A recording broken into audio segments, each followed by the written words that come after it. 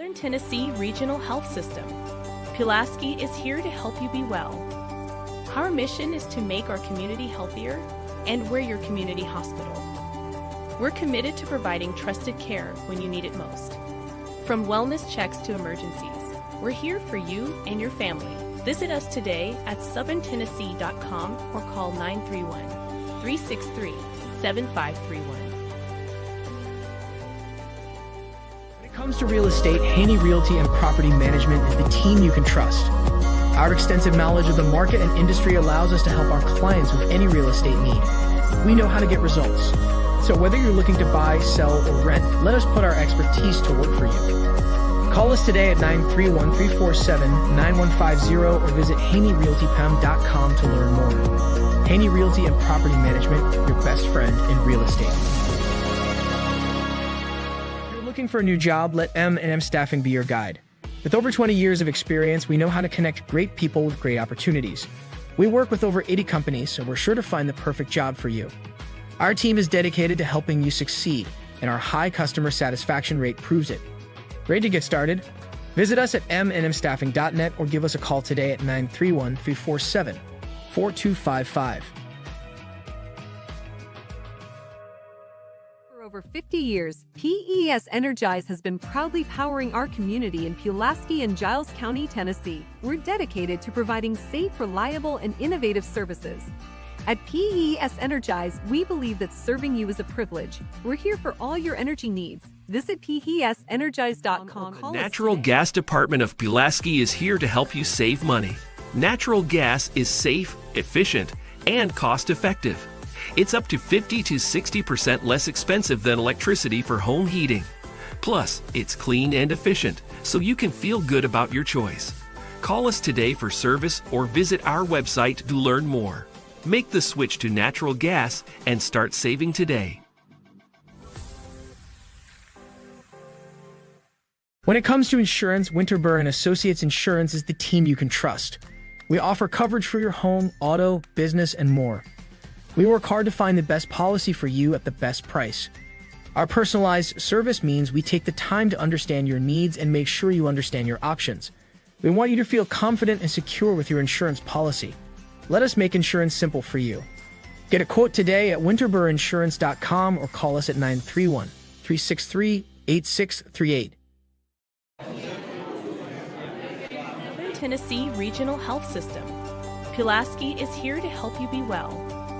Our mission is to make our community healthier, and we're your community hospital. We're committed to providing trusted care when you need it most. From wellness checks to emergencies, we're here for you and your family. Visit us today at southerntennessee.com or call 931-363-7531. When it comes to real estate, Haney Realty and Property Management is the team you can trust. Our extensive knowledge of the market and industry allows us to help our clients with any real estate need. We know how to get results. So whether you're looking to buy, sell, or rent, let us put our expertise to work for you. Call us today at 931-347-9150 or visit HaneyRealtyPM.com to learn more. Haney Realty and Property Management, your best friend in real estate. If you're looking for a new job, let M&M Staffing be your guide. With over 20 years of experience, we know how to connect great people with great opportunities. We work with over 80 companies, so we're sure to find the perfect job for you. Our team is dedicated to helping you succeed, and our high customer satisfaction rate proves it. Ready to get started? Visit us at mnmstaffing.net or give us a call today at 931-347-4255. For over 50 years, PES Energize has been proudly powering our community in Pulaski and Giles County, Tennessee. We're dedicated to providing safe, reliable, and innovative services. At PES Energize, we believe that serving you is a privilege. We're here for all your energy needs. Visit PESEnergize.com. The Natural Gas Department of Pulaski is here to help you save money. Natural gas is safe, efficient, and cost-effective. It's up to 50 to 60% less expensive than electricity for home heating. Plus, it's clean and efficient, so you can feel good about your choice. Call us today for service or visit our website to learn more. Make the switch to natural gas and start saving today. When it comes to insurance, Winterburn and Associates Insurance is the team you can trust. We offer coverage for your home, auto, business, and more. We work hard to find the best policy for you at the best price. Our personalized service means we take the time to understand your needs and make sure you understand your options. We want you to feel confident and secure with your insurance policy. Let us make insurance simple for you. Get a quote today at winterburinsurance.com or call us at 931-363-8638.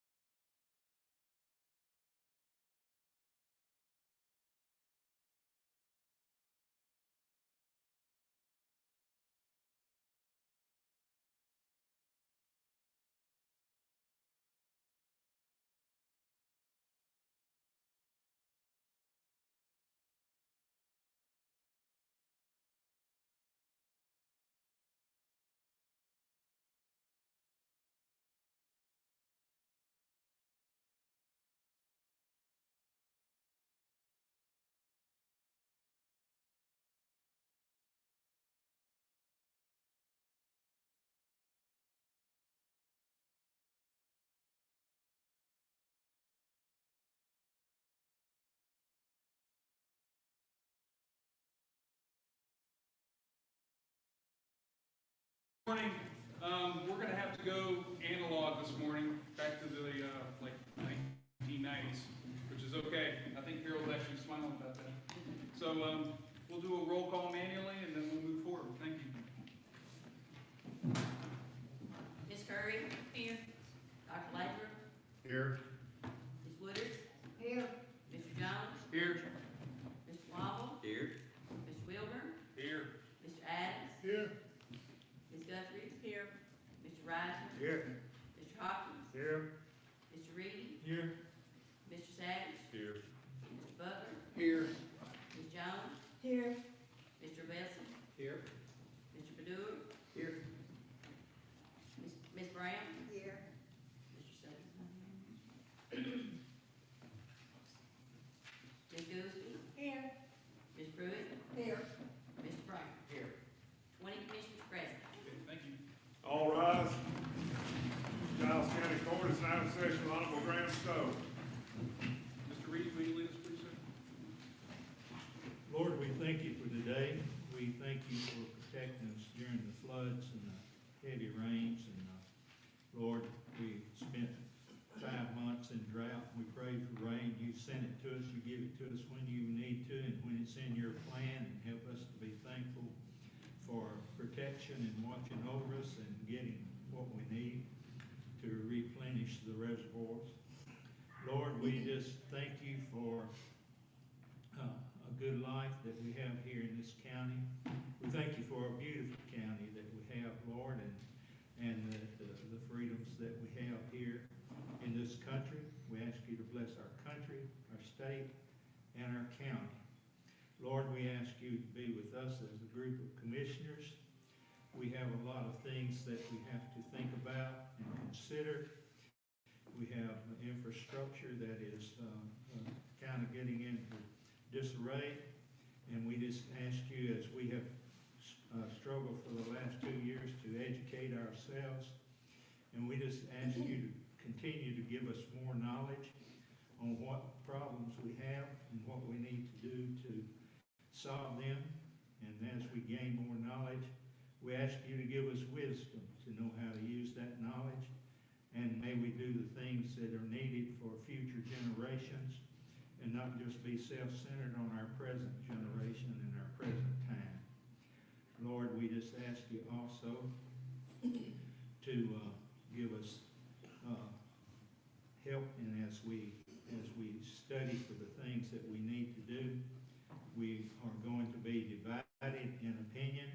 We know, Lord, that we all have the same goal in mind of doing what is best for the county, and we oftentimes, we turn and we struggle with each other's opinions, but help us to do this in a manner to where we esteem each other's opinions, and where we also will do what's best for the county. As we go through today's meeting, may we do so in a gracious manner. In Jesus' name we pray. I pray allegiance to the flag of the United States of America and to the republic for which it stands, one nation under God, indivisible, with liberty and justice for all.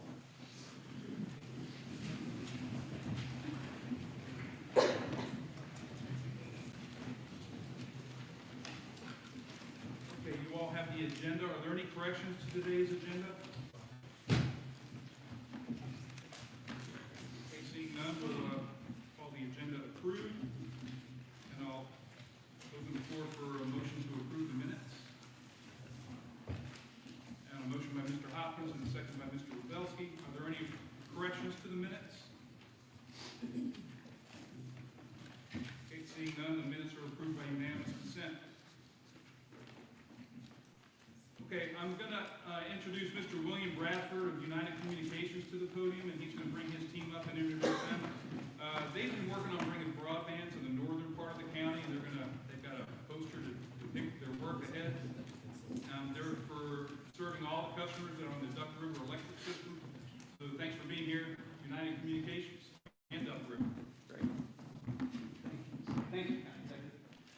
Hey, my name is William Bradford. I'm the CEO of United Communications, and we have been serving rural areas of Middle Tennessee for 77 years now. And we like to say that we're a 77-year-old startup. We've really been the first to bring fiber internet to our rural counties, and today we do service in 11 counties in Middle Tennessee. But let me ask my friends here to introduce themselves real quick too. Sure. Hi, my name is James Wright. I am the president and CEO over at Duck River. And then, of course, I have a board member here, Will Wilson. So he represents y'all in the county along with Marshall County as well. Great, thanks, James. So, two local companies coming together to make a significant investment in infrastructure. I know y'all are talking about infrastructure here, and this is a different kind of infrastructure in what our industry is calling digital infrastructure. And I know Commissioner Hopkins spends his life trying to make this stuff work. And so what we're bringing is a state-of-the-art fiber optic network to the northern part of Giles County. When we go live, and I'll give an update on the timeline in just a second, we will be bringing 10 gig capable residential internet using 100% fiber optics. This is the latest generation of technology and the fastest speeds available, in Nashville, not just in Giles County. So we're bringing the same kind of network that we're building all across the footprint, the fastest internet speeds, and we back it up with local customer service. And I think that's something hopefully you all in the audience and the commissioners who use this service will be proud of, is we back it up with awesome customer service. If you haven't looked us up, just look us up on Google and you'll see we're the highest rated internet provider in Middle Tennessee. And that's because we've got great partners. We're using the Duck River electric infrastructure in the area to attach our fiber optics to. And so it's just a really smart way to go about building infrastructure. Two quick updates. We were here a couple years ago when the county commission approved using some of your ARPA funds to attract grant funding. And so we filed a successful application with the state of Tennessee, put in our own money, partnered with Duck River Electric to complete this fiber infrastructure project in the northern part of the county. Now the good news is a lot of the work's already been done. As you all know, infrastructure takes a little bit of time. We're done with the engineering. We're done with a lot of what we call the make ready, which is getting the pole infrastructure ready. So you've probably seen a lot of our trucks in the area. And so we chose today because at the end of this month, the first zones will be complete and we'll start taking orders for service, and the first customers will start to be hooked up in April. So we're really excited to connect our first customer. We'll do some great celebrations around the first person to get fiber internet in the county. We're really excited about that. And many of your residents have already signed up, and that's part of what we want to do is make sure we get the word out and let your constituents know that service is available and to get signed up. There's no fee to have that service brought to your house. We're utilizing this program to make sure that people can get their homes connected without a significant infrastructure cost. So it's really important we get the word out and get people signing up. We will be completely done with construction by August. So the first zones will be coming online, like I said, this month, and we'll be wrapped up with construction in August. The state gave everybody a deadline of August of 2026 to complete all these projects. So I'm pleased we'll be done with construction a year early. And then we'll give ourselves a year to continue to get word out and connect customers. But we'll be ready to connect everybody up in a matter of weeks that are signed up. But as you all know, it takes time to get the word out and get people converted. But really pleased with how that's coming together and the teamwork. So real quickly from Duck River's perspective, first I want to thank again my board member Will Wilson for his leadership and his vision. Without that, this kind of project would not be able to be done. I want to thank William for our partnership. What excites me, of course, being a cooperative, we are owned by the members we serve. So I always tell folks, if you're a member, you're my boss's boss. And so every Duck River member in the county is going to be able to be served by this initiative. And I think that's huge. One of the 7 cooperative principles that we live by is concern for community. And I think that initiatives like this go back to that principle of concern for community. We started back in 1936 serving our members, and we brought power to places that didn't have power. And now we're eliminating the digital divide by bringing high-speed broadband that's reliable to the good folks of the county. So we are incredibly excited. If there's ever anything that we can do, we want to do that. Our board, Will as well, is committed to eliminating that digital divide that we have. So very excited, very happy to be here. We appreciate the partnership, of course, with the county, with the cities. If there's ever anything we can do, please let us know, because again, I always tell you, you're my boss's boss. So we appreciate you, and please don't be a stranger. Thank you. As you can see, I get a lot of questions. Why does the map look the way it looks? And James said it just right. We designed our network to see every single Duck River Electric member get service in the county. And I know y'all got some great partners helping serve the central and southern parts of the county. And I know y'all be pretty pleased when all these projects are done. So thank you for the partnership, yes, Will and James. And with that. Are there any questions? Thank you. You mentioned the need to get the word out. There's no fee to connect for these folks. Is this a scenario, though, where if they don't opt in, they will miss out? Or is everybody getting a letter about this? Or? We will. So with this announcement today, we're going to go outside and do film some informational videos and get the word out again. We did it when the award happened, but obviously when the beginning of an infrastructure project starts and when it's time to start getting people connected are 2 different opportunities. So we are going to use all our channels of communication, direct mail, social media. We're going to partner with Duck River Electric to make sure their members are aware. But also, y'all have great communications channels, so we're happy to give you some easy links to repost on your own social media or communication channels. County Executive Stowe's invited us to be on a radio program next week. So we're going to hit it all. But if you've got great ideas on how, as y'all know, it's a challenge to get everybody and let them know that this program is available to them to connect their homes. Really attractive, and we want to get everybody, like you said, everybody connected by the end of the program in 2026. But obviously, the sooner the better. Thank you. First, thank you for providing high-speed internet to our northern and northeastern citizens. My question is, all the white areas intermingled in the blue, are they non-inhabited areas? Yes, sir. That's we could highlight all this blue, but we just highlight the routes. So every line you see is an infrastructure line connecting a house. So there would be no houses there. Now, if something gets filled in, obviously we'll extend our infrastructure to it. And so every house in your area is serviced? It will be, yes, sir. Thank you. Yeah. And let us know, like you said, maps change. People build houses, and we try to stay ahead of it. Duck River does a great job of that, obviously. Yes, sir. Will only Duck River customers be eligible for this? For our program, yes, sir. So our United Communications and Duck River Electric have partnered to serve every single one of their members in Giles County. Now, I know y'all got some partners that are bringing service to other parts of the county, but our focus is serving all the Duck River Electric members. So are you beginning your turn-ups from the west and moving over, or how does? It was, you know, one of the things we had to do before we could connect northern Giles County, one of the unique things of our network is we've built connections all the way into downtown Nashville. And we're connected to all the major data centers in the region, and that was really strategic on our point, so that you had a high-quality network. And so we've built all the way through Murray County, and then all the way down, just sort of working our way counterclockwise through the whole footprint, and then we'll work our way back up when we're done. So yes, sir. Right over here on this side, we'll be coming in and then working our way around. Thank you. Yeah, my name is Bill Topper. I live in northern Giles County.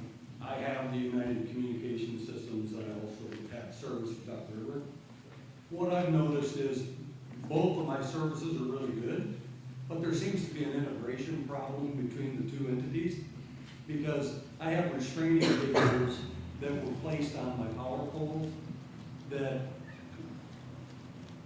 United put the restraining cables in to additionally support the poles for where they strung the long lead wires.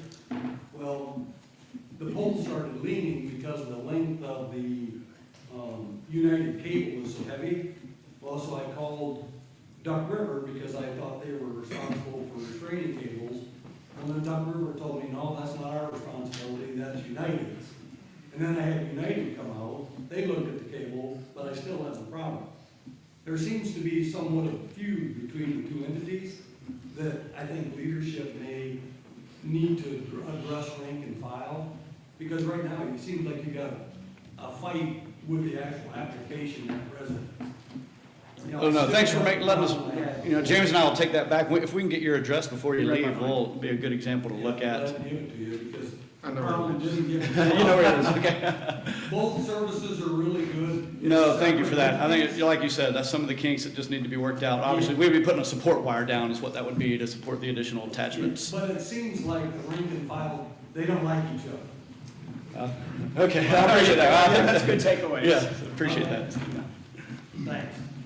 What is the monthly cost for your service to our residents? Yes, so we've priced it just like we have throughout our whole footprint. So we've got plans starting at $55 a month for fiber optic internet, and then they go all the way up into about $150 a month, depending on the speed tier. So we've got 4 different options for everybody to choose from. Is all your fiber overhead, or is it some of it underground? We like to say we follow power. So if your power connections are overhead, we follow that. And if they've buried, you know, if a portion's buried up to your house, then we would do the exact same thing. Anything else? Okay, Mr. Bradford, Mr. Wright, thanks for you and your team coming out today. Thank you for the support. Yeah, Thank you. very good. Thank you. Thank you. Next, Mr. Reese, would you come give us an EDC update, please?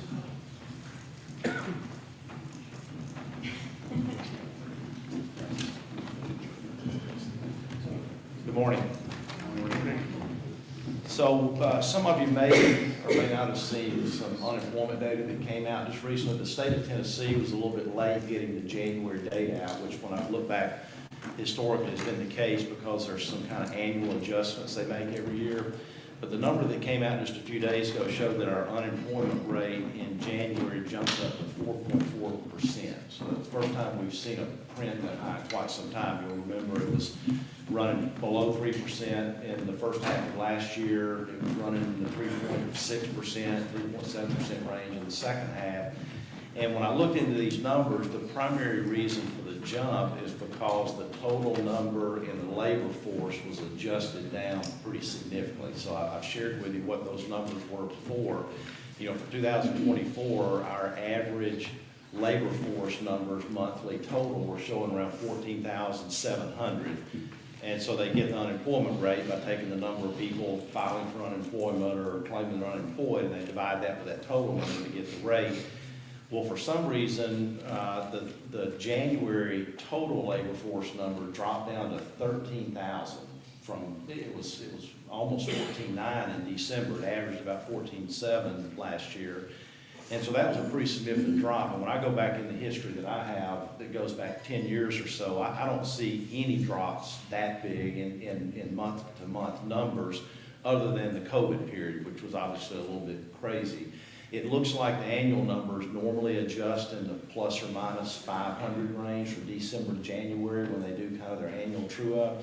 So I've reached out to the Tennessee Department of Labor and Workforce Development to try to dig into that number and understand if that's real or not, because I don't believe that number can be real if the 14,700 average for last year was real. That just doesn't seem to pass the smell test that we lost, you know, that many people in the labor force, right? 1,700 people from one year to the next. So I'll be digging into that and finding out what's going on. Having said that, if you look at the total unemployed numbers, those did jump up a little bit, and that's pretty consistent with what we've been hearing from some of the local manufacturing people, particularly in the automotive industry, that being a little bit slow right now. I mean, if I look at the people, and I won't mention individual names, but if I look at the companies that I've been in contact with and kind of looking at their total workforce now versus what it was a year or so ago, I mean, I can go across, you know, 4 or 5 of those plants and come up with about 250 to 300 less employees that they have versus a year or so ago. Now, most of them feel like, you know, as we kind of get through this economic turmoil that we have right now, that will come back. I mean, there's nothing structurally wrong with their business, but there's just a little bit of weakness in demand for their products right now. If you look at the RFIs we've received since the last time I was in here, the request for information through the state, there have been 3. 2 of those we did not bid on. One was requesting a pretty significant size building, 300,000 square feet. The other one was really, even though they sent it out across the state, that they were really looking for something right along the I-40 corridor from Nashville east. But there was one plant or one inquiry that came through where they were looking for a 10 to 15 acre site that they want to build a 175,000 square foot building on, and they also preferred rail, and so we did submit the Mines Road property out in the old industrial park for that. I had mentioned to you when I was here before that we were doing, we had hired a group to do a housing study for Giles County to try to put some data around, kind of anecdotal data that we all have, that there is a shortage of housing in our county, right? People have trouble finding housing. And I hope each of you actually saw the survey that got sent out, and some of you got to participate in it. But we did get the final results back from Next Move Group. We got the report out a week or so ago from them. And basically what they did, I think I shared this before, but you know, they went and looked at several different data sets. I mean, in addition to the survey that was sent out to the community, primarily through our industries, but we did try to go with some other groups like y'all, the city council, some other community organizations, and then also UT Southern. We had, what was the number? It was a little over 300 people that replied to that survey, and over 50 of those were actually UT Southern students, and so some of it was focused on rental housing as well.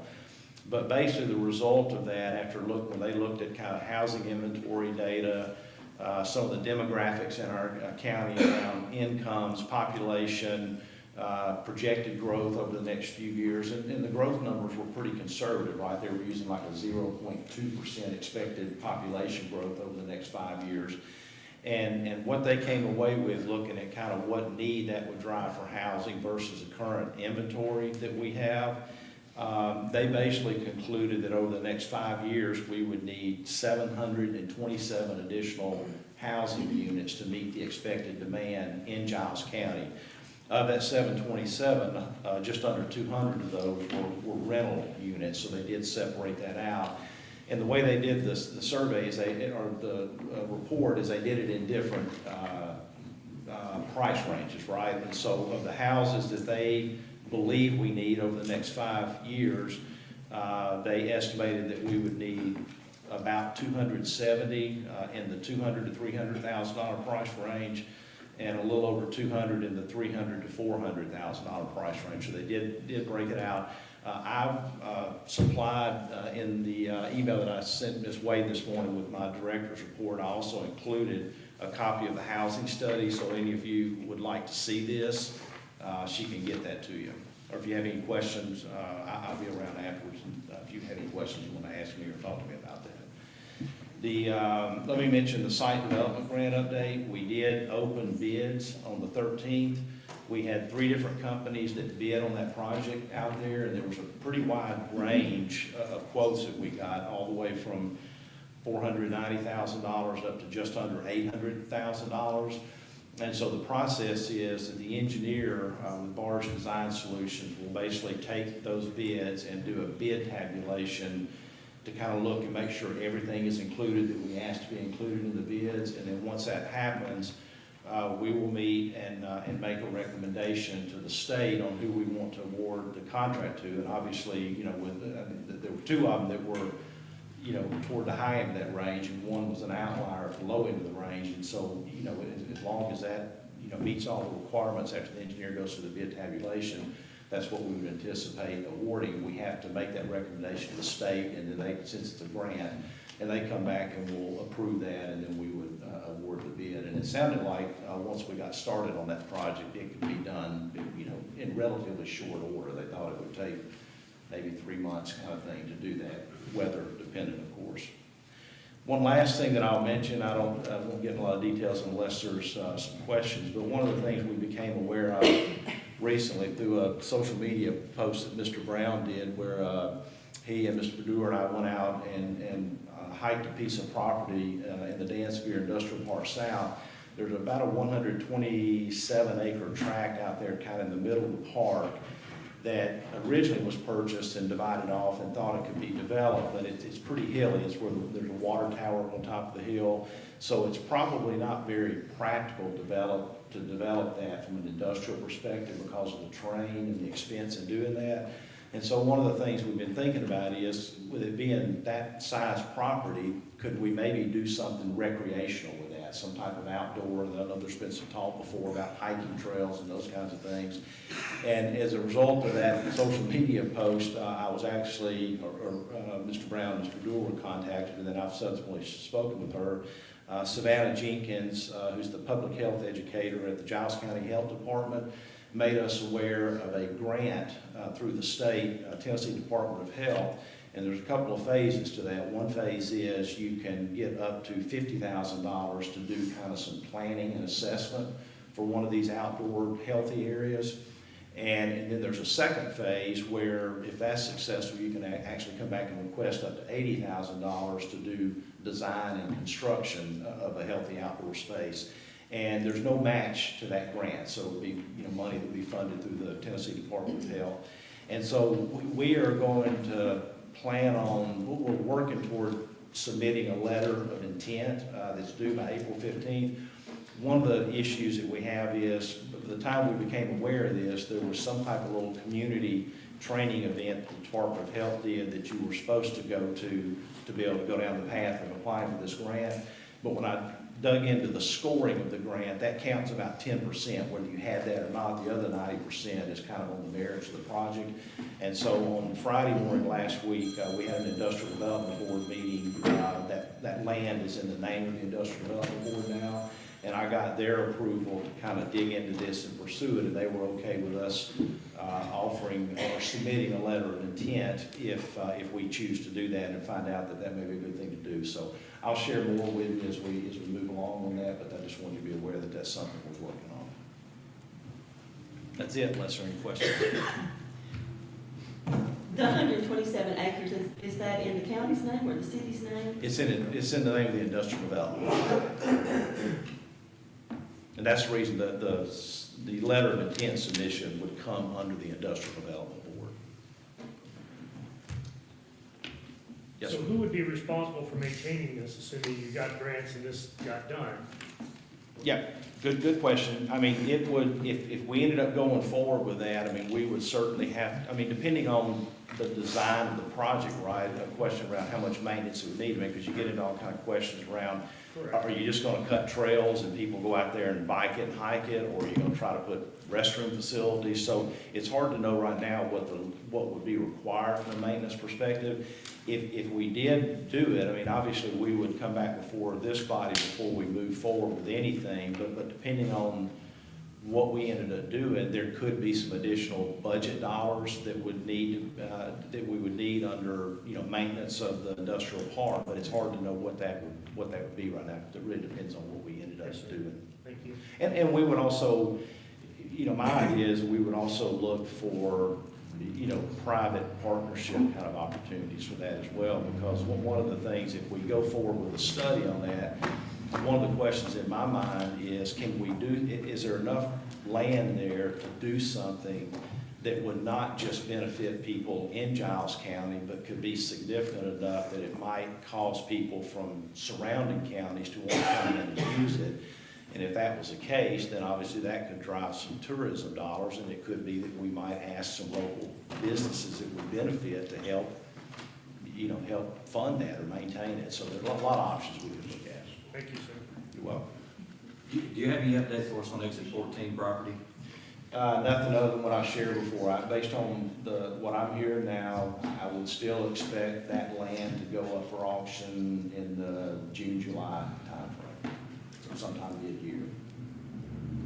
I know there's still an interested party. As a matter of fact, a pilot is coming on Thursday of this week to talk with us and just learn a little bit more about what the options are around waste treatment. Because remember, I know y'all are, having a lot of discussions on other, financial kinds of things, right, and the strains on that.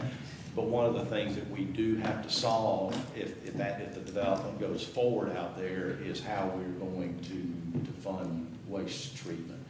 And so one of the things that they have offered up is that they would be willing to be a partner in that, up to and including potentially even doing their own system out there. I'm concerned that may not be ideal long-term, because if you have a big user like that build their own system, then the economies of scale that you have for further development out there, it kind of makes that challenging. So still some questions to answer there. Yes, sir. Hey, Phil, I was talking to another commissioner in Lincoln County, and had mentioned exit 14. Maybe on your side, and then I mentioned it to Graham too, they are interested in maybe partnering. They know that if exit 14 takes off, they also benefit from that. So I had mentioned what we're trying to do and expense and cost, and he said, hey, we would probably be interested in partnering and working together with that. He said, because we know that 14 would come on down. So it may be something on the EDC side. No, that would be to perfect. get with them, and then also, from, on the executive side, we could work together, partner, figure out a percent. So that way, it's pilot, it could be Lincoln County, and then it could also be us. Yeah. We come in and we work. Yeah, because the Lincoln County line's not far from there, right? They did bring interest in it. Yeah, if you want to let me know who that is, I mean, I know Elaine Middleton over there, who's my counterpart in Lincoln County, but if there's someone else that express it, yeah, that'd be great. Any other questions? Thank you. Is there any update on the Waffle House? I don't know anything. I think that's somebody else's story to tell. There's still a little bit of work to do on that project. Been so asked, we'll been get asked. there. I know, me too. Yeah. Yeah. Thank you. All right, thank y'all. Thanks, Phil. Okay, the floor is now open for public comment. Anyone who has comments on agenda items today, you're welcome to come to the podium and take 5 minutes and brief us. Okay, thank you. And we'll move on to elections. Next order of business is elections. First election is notaries public at large. We have the following review on re-election: notary Nikki Bree Cruz, Vicki Ann Edgman, May H. Fuller, Daniel E. Haney, Kelly Richardson, and Barry Taylor. Floor is open for a motion. Mr. Wilburn? Motion to approve. And lots of hands. Mr. Jones? Okay, second. Any comments or questions? All in favor, please say aye. Aye. Any opposed? Motion carries. The next election is the E911 board. Jeff Bain has been appointed to serve on the E911 board until November of 2028. You're asked to approve this appointment. Mr. Bador? Motion to approve. Okay, and Ms. Brown, second. Thank you. Any comments or questions? Yes, ma'am. Is he replacing someone? Yes, he's completing the term of Mr. Barry Taylor, who couldn't make the meetings because of his work schedule. Any other questions? Yes, ma'am. This shows on the agenda here that his term ends in 2028, but if he's taking Barry Taylor's place, who was elected, or appointed rather, to take Matthew Wysop's place in 2022, and it's a 4-year term, shouldn't that be 2026? So when we appointed Barry Taylor, he was given a 4-year term, and that kept the staggers of the appointments correct, because we don't want more than 2 or 3 people rolling off in any one year. So Mr. Barry Taylor, when he came on, he got a 4-year term, and then Mr. Bain is going to be completing that term. So when you appointed them, all new board members in 2022, they were all 4-year terms at that time? No, they were all staggered. So they were staggered then shouldn't his still be according to the year? Okay, I see your point. They were staggered, and but it wasn't ideal because we still kept some people on longer than would normally have been done. So again, I checked with the ECB on that, and they said it was fine to put a new 4-year appointment in when Mr. Taylor came on, and now, because we got the staggered correct, I think now, we can have Mr. Bain fulfill the 4-year Mr. Taylor. And that was the same way with Ruby Jewell, because hers was also, Hers was completing the tenure of the sheriff. who was appointed in 2022, but you did a 4-year for him, for her too. No, she's completing his term. I can't recall what the sheriff's initial term was. Yeah, it was what we covered last month. I'm not sure. Any other questions? Okay, all in favor, please say aye. Aye. Any opposed? Thank you. Motion carries. And the next election is the Equalization Board. You are to elect 2 members to 2-year terms. The present members are Northern Division David Bolden and Southern Division Paul Adams. Yep, Mr. Wilbur. Motion to approve. And second. Oh, Mr. Reed, thank you. Any comments or questions? Yes, Mr. Adams. Mr. Bolden's health is bad. Is he okay with doing this? He is. He is? Okay. Any others? Okay, all in favor, please say aye. Aye. Are there any opposed? Motion carries. Next order of business is reports, and today's reports of the Finance Director's report for January of 2025, which includes Giles County General Fund, Drug, American Rescue Plan, Probation Fund, Highway, School, Federal Food Service, Debt Service, Capital Projects, Highway Capital Projects, Education Capital Projects, Education Capital number 2, and other capital projects. The other report is the Financial Management Policies and Procedures Update, which is on file in the County Clerk's Office. Yeah, Mr. Wong? I'll make the motion to approve number 1. Okay. And a second by Ms. Jones. Comments or discussion? All in favor, please say aye. Aye. Any opposed? Okay, motion carried. On the financial management policy and procedure, that was the policy on finalizing how we handle delinquent properties and making sure that they appropriately go through gov deals. Like I mentioned in the Financial Management Committee, we learned a lot through that process. We wanted to systematize and get it in policy, so that was approved unanimously by the Financial Management Committee. So the floor is open for a motion. Mr. Hopkins? Motion to approve. Is there a second? Yeah, Mr. Rubelski. Any further questions on that? Yes, ma'am?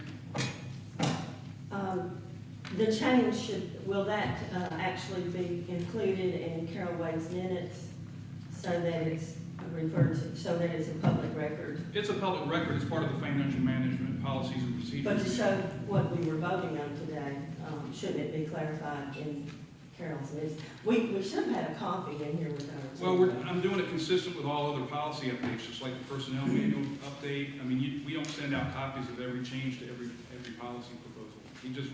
It has to go through your minutes, but this policy was approved by the Financial Management Committee. It's not approved by the commission. And why are we voting on it? Because it needs to be written into your minutes. That's how policy proposals are finalized in your minutes. But the Financial Management Committee approves the policy. Don't ask me if it doesn't make sense, because I checked with CTAS. I don't think it makes sense either. But these things have to run through the commission. Okay. Any other questions? Yes, Mr. Adams? You said that there was a meeting held on this. When did y'all discuss this? That was the Financial Management Committee meeting. At the last one? Yes, sir. Okay, that was the one I didn't get a notice of, so I missed that. Yes, sir. Yes, Mr. Bador? Wasn't the change essentially that we were going to review the uncollectible taxes annually and not let it stack up? That's different. Okay. So this isn't even a change to a policy. This is a new policy because we never had a policy on how we're going to dispose of delinquent properties. Okay, delinquent taxes. So that's maybe your recollection, Kevin? So those properties, when back to the county, we're going to sell them. We didn't have a procedure for how to do that. Now we do. So that's the purpose of writing this policy. Is this just properties or is it something else involved? It's business taxes. No, nothing to do with that. Okay. Any other questions? All in favor, please say aye. Aye. Are there any opposed? Okay, motion carries. The next order of business is resolutions. The first resolution is amendment 2025-13, authorizing an amendment of the 24-25 budget, county general fund. Floor is open. Ms. Gould? Make a motion to approve. And Ms. Gould? Any comments or discussion? Okay, all in favor, please say aye. Aye. Any opposed? Carries. The next amendment resolution is 2025-14, authorizing the amendment of the 24-25 budget, general purpose school fund 141. Okay, Ms. Pruitt, okay, and Mr. Bador, second. Comments or questions? Discussion, Mr. Hopkins. Yes, why are we having to pay back a grant? Did we not meet the requirements? Or am I misreading that? Oh, I remember that coming up in the committee. A grant payback? Second from the bottom section? Yep. Sorry? She addressed that. Yeah, but to answer his question right now, Beth, can you help me answer that?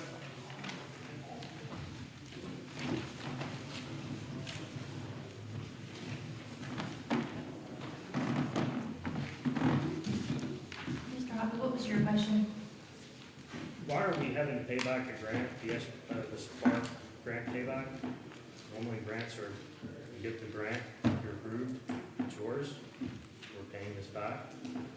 That's correct, and Dr. Beard is traveling, she's out of town, so I'll do my best to answer that question.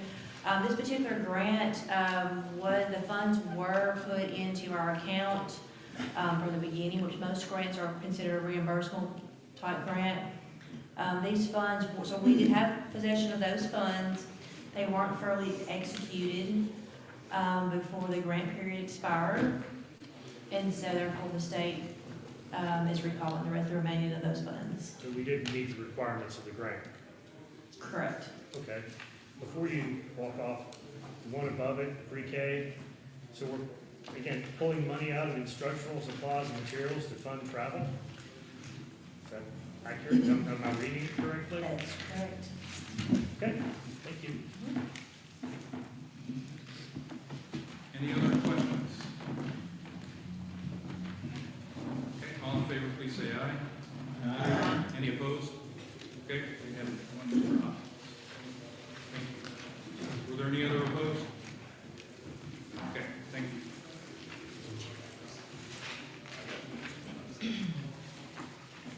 Okay, resolution 2025-15. It's approving the write-off of $138,834.85 of uncollected taxes from the books of the Giles County trustee. So Mr. Reiser, you're here, right? Yes. You're going to correct me if I'm wrong, but my understanding is that the uncollected taxes that are over 10 years past due are considered by statute as uncollectible. Correct. Okay? And therefore have to be written off. So the write-off has to be documented by a resolution of the commission. So the resolution is sponsored by the budget chair, Mr. Rubelski, and the floor is open. Mr. Rubelski. Motion to approve. And a second by Mr. Hopkins. Any comments or questions? Yes, Mr. Fedor? Just to remind folks that during that 10 years that it's past due, we are seeking through our collections attorney to obtain it. It's not that we didn't seek it. That's right, we've been sitting on our hands for 10 years, so, right, efforts made to collect. Yes, Mr. Wilson? And to add to what Evan's talking about there too, we talked about that we do write-offs yearly now instead of waiting 10 years to write off bad debt. Correct, so, yeah, Mr. Rogers? And these write-offs go all the way back to 95 to 100 This is the cleanup measure for the first time it was bad. It's from 95 to 2011. So that's all it was for that whole. Right, so the trustee did a massive cleanup, and what Evan and Matt are saying is that now, on an annual basis, we're just gonna take 1 year. When there are 11 years past due, we're gonna handle that instead of waiting another 20 years to do it. Right. Yes, sir, Mr. Wilbur? Can you give us an example of uncollectible taxes? I'm gonna look to the trustee again. Stand up, sir. Most of them are personal property taxes that people get, like lawnmower services. They'll get a business license, they're gone, and they're $5 or $10, and they'll never pay it. And of course, you can't hardly collect the $5 or $10. It costs you $100-some to file it with the court system to do it. So they're really uncollectible debts. We actually got a bill going through trying to get the little bitty ones took off. A lot of them is just where they didn't get done. Some of them are just mistakes. I look back, they just paid mistakes, all kind of different stuff. Some of the public utilities, the people's gone. So it's just some stuff that's just old that needs to be cleaned up out of the books. So that hadn't been done previously. So it's just basically uncollectible. But the statute says after 10 years, on real or personal, the county's not allowed to collect those taxes, period. That's from TCA. So what you saying, this 130 some odd thousand, that's for a 10-year period? That's from 95 to 2011. Okay. So that's a 20-year period, over 20 years. So it's just a cleanup measure, then we're gonna do it once a year, so it shouldn't vary very little minimum over that, when we go by 1 year at a time. So it's just something that's got overlooked, that needs to be cleaned up and get it on a yearly basis. Okay, thanks, Tim. Any other questions? Okay, all in favor, please say aye. Aye. Are there any opposed? Okay, motion carries. Okay, the last resolution is 2025-16. That one also needs an introduction. So over several months, we together have received a number of briefings on several capital projects. And each of those projects had a preliminary scope of work and a rough estimate, and each has previously received unanimous committee approval. But when we lump them all together, those projects amount to over $20 million, which is why in January, the Budget Committee started looking at how do we fund those projects. And they began discussing the possibility of a wheel tax as preferable to a property tax increase. And it was during that meeting that Commission support for some of the projects started to waver. So as I've mentioned previously, to do my job properly, I need concrete direction from the Commission as to what I'm supposed to accomplish and execute. And by extension, if you decide not to fund something, that's what I ignore and disregard. So that's the purpose of this resolution, to finalize and document your commitment or your lack of commitment to move these projects forward. And after this decision is made, we can get back to work on deliberating how they're going to be funded or whether they're going to be funded. One more introductory comment is that the resolution is broken down into 4 sections. Each project, I think, should get a separate vote. And for each project, there's two outcomes, right? One, if you vote yes, you're voting to accept the project as it was briefed in committee. And if you vote no, then you're voting not to proceed with as it was presented in committee. If you vote no, if you vote any of these projects down, I'd like to come back to you with another question is, do you want this to go back to committee for reconsideration? And if you decide to send it back to committee, we'll work through the details, flesh out another plan, and bring it back to the commission for another vote. Okay, so that's the purpose of this resolution. Are there any questions even on that before we get started? Yes, sir? Yes. The numbers that we have here are just estimates. And so when we vote for that, we know that there's a possibility we may have to figure out how to fund all the way up to that estimate or even beyond it in the final bid. But there will be an additional vote as to whether or not we accept the bid. That's correct. So, So you're not locking yourself in on 9.5 million or 10.1 million that's going to happen, but because there will be further debates and considerations for varying the project, like you may cut out some things. That's correct. So you're not locking down on this number. right, so I don't want to get into deliberation before you all have a motion, but that's correct. Okay. Okay. Any other questions? What we're trying to do here? Okay. So the floor is open for a motion. Ms. Curry. I make a motion to approve section 1 of the resolution for the courthouse phase 1 and HVAC. Okay, so section 1 is the Giles County Commission hereby agrees to pursue funding for execution of courthouse phase 1 renovations and HVAC upgrades with estimated project cost of $9.5 million. So we got a motion on the floor and a second by Ms. Woolsey. Comments or questions or discussion? Mr. Wong. The second was Ms. Pruitt. I'm sorry, Ms. Pruitt. Okay. Thank you. Mr. Wong. I'd just like to make an amendment to that no dollars should be spent on engineering of geothermal HVAC system unless OHM can provide us grant dollars to fund that. Yeah, that would be through TVA. That's what the research they're supposed to do for us. So you're saying the 9.5 million with the can you reword that again? A little background, geothermal systems are the most efficient, but they also cost approximately 400% more than standard units. And we're talking about spending $2 million more on HVAC than we have to. I don't think we would ever recoup that much in energy savings in this building. So, geothermal, that being said, if it can be paid for by grant money, as OHM has stated as a possibility, I would be in favor of it only if it's paid for by grant money, not by Giles County tax dollars.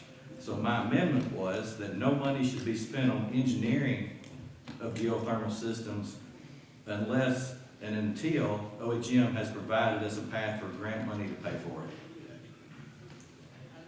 it. Okay, so that's the motion on the floor for an amendment. I would second that amendment. Okay, Mr. Bedore seconds it. So just talking about the amendment now. Yep, Mr. Comment on that amendment.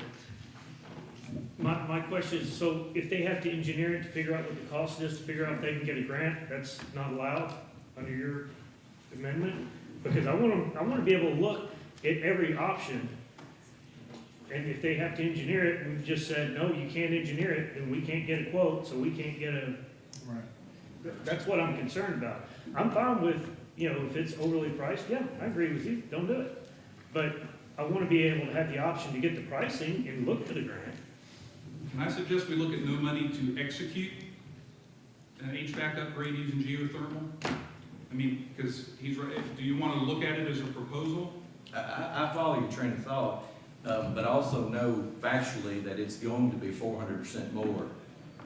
It's going to cost 4 times what a standard system does. I don't want to see any money of our dollars spent on engineering to answer a question that I know the answer to. It's going to be 4 times more. When I got my house in Chapel Hill, before I moved out here, quoted for that, it was about 200%. It was not anywhere near 400%. It was just double? Yes, sir. Yeah, I'm not good. Because I quoted it because I wanted it. I didn't do it because it was 200%, granted. So I'm trying to be fair. That's I personally won't vote to spend any dollars toward the engineering of HVAC systems using geothermal. That's one vote of 21. Okay. Let's go. So the amendment stands as it was stated. Yeah, Mr. Reed? Yes, I really don't see how you can go for a grant without having some engineering attached to it. I mean, no matter what skills we have within this group, we would not be proficient in presenting the estimates for a grant. I think you gotta have at least some engineering group to come up with a piece of paper that says it's gonna be, here's the cost of your HVAC. And if we go with geothermal, it's gonna be 4 times that. Okay. So I think you gotta have some kind of documentation, and they're not gonna do it free. Mr. Jones, and then I'll come back. Yeah, Mr. Wumble, in one of our last meetings with OHM President, did request prices, and I don't know that we've ever received anything on that. No, we have not. So we don't have a contract yet for mechanical, electrical, or plumbing upgrades. Do you know how much we've paid OHM at this point? No. On the resolution. Okay. So back to we're on the amendment. Go ahead. Yeah, and I'm just kind of trying to recall from the past. I think one of the reasons, David, I mean, I'm with you on that. I mean, but I agree with Matthew. I think we need to explore that. I think one of the options that they talked about was that if we did the outside units, we didn't do the engineering into that aspect. It could be where it's, you know, we've got units on the roof and we got other things like that. So, I mean, aesthetically, that's what OHM was talking about.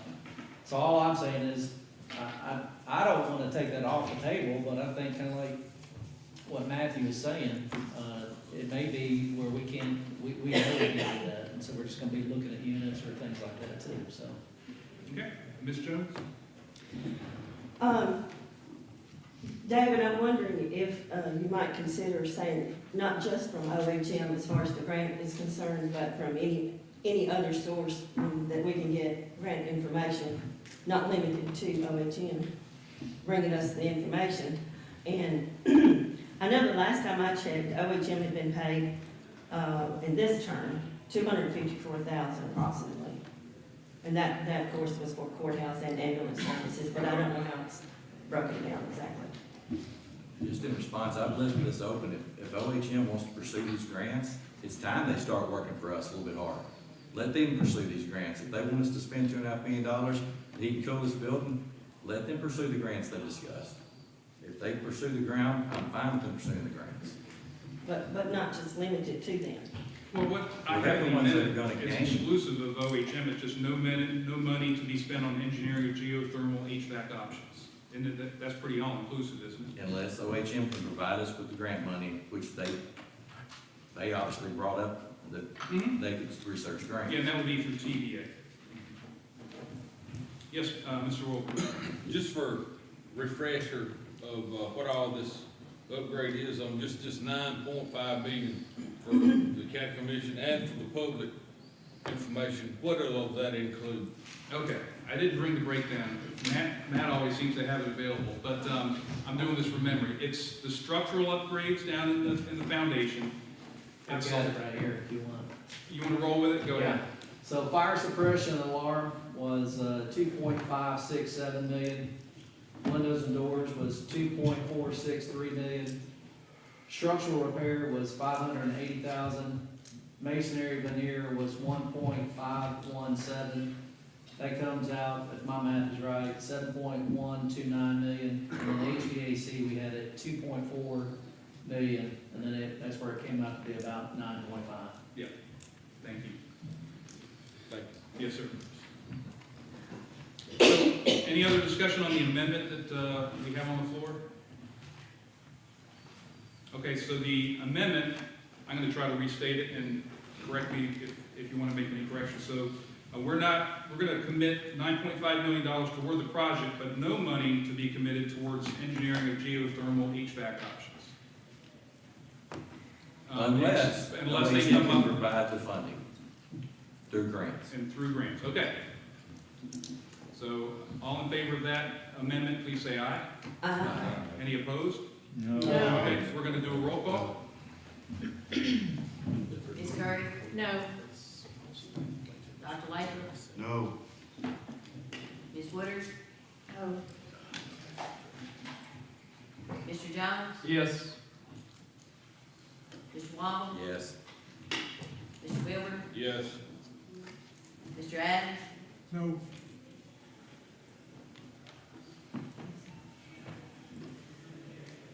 Ms. Guthrie? Yes. Mr. Rice? No. No. Thank you. Mr. Hall? No.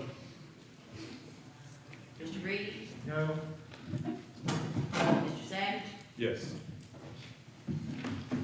Mr. Butler? No. Ms. Jones? Aye. Mr. Rubelski? No. Mr. Baddour? Yes. Ms. Brown? No. Ms. Goldsby? Yes. Ms. Pruitt? No. And Mr. Brown? No.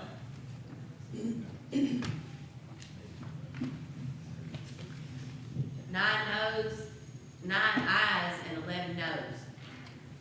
Okay, so the motion fails. So we're back to considering section 1 as written. And we have a motion and a second to approve it. So comments or discussion on section 1 as it's written, which is pretty much the acceptance of the proposal that was given to us through the committee. Mr. Baddour? So, Mr. Reedy began this resolution by saying, just because this is the estimated amount, doesn't mean we can't try to bring that number down in the process of moving forward. You know, anyone who's been here at meetings in the past knows that I'm hesitant to include windows in the phase 1. Well, one, because, you know, the windows are beautiful and they would have to be, it's about $2 million. If we could shave off $2 million for windows where there's no apparent issue with, I know that there's an energy savings component of it, but I guess I'm wanting to just clarify, if I wanted to oppose the windows being included, is today the last day to sort of try to remove that from phase 1? I don't want to complicate today's processes, but. Yeah, no, I mean, today we're trying to say, we're looking at not to exceed figures essentially.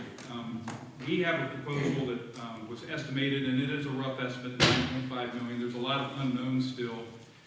And I understand the desire we all have to drive the cost down. So the goal is, though, when we get into the budget committee and we start thinking about a bond, how much should we go for in a bond? We want to make sure that we're covering the conservative estimates and then walk it back, walk our project scopes back. And we're still, in all of these projects, well, when we talk about the ambulance building and this courthouse, we're at like 10% design. So this is the time to make changes to the scope. We do not want to get to 40 and 60% and start changing stuff. That's when it starts costing us money. So does that answer your question? Yes, we can make changes. Thank you. Any other questions before we vote on section 1? Ms. Jones? We could do the structure without any worries about borrowing money or, you know, creating a bond. We could probably add the masonry, which would come to a little over $2 million. And with interest rates being driven down now, it seems to me that we should go with what we can afford, dollars in the bank or money's coming in, and then look at a bond. I have a question. The commission that OHM is charging, is it in the bids, or is it included in the estimates that we have? Or is that to be paid on top? Those are contracts. The engineering work that they're doing is a contract. That's a fee-based contract. I thought, I've heard all along that they get 15% of whatever. Well, I mean, right now, we don't have a contract to go forward in, further in design and construction. They estimate their fees, I think, at 10 to 12%, but those are estimates. And that's not included in the prices we have now? So Yes, that's included along with contingency. that's included in the Yes, ma'am. estimates? Okay. Yeah. That's, Yes, Ms. Yeah, I was just gonna clarify that. Like, what they're doing now is the conceptual preliminary phase, and usually the design fees are included in their estimates that they're giving us.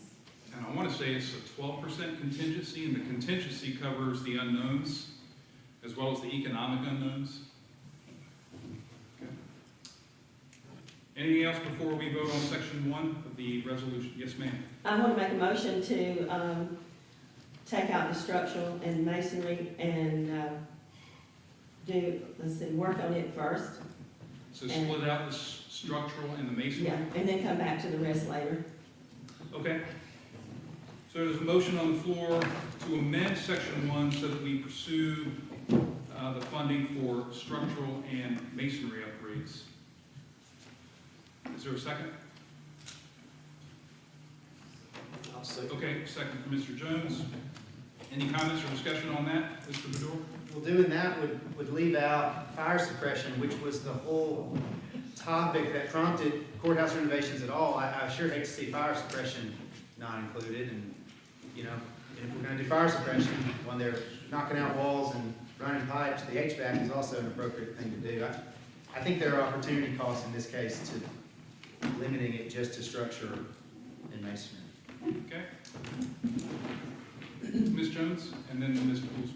Well, my intention was not to leave it the rest out, but to do this first, because we wouldn't need a bond, we wouldn't have to pay interest on it.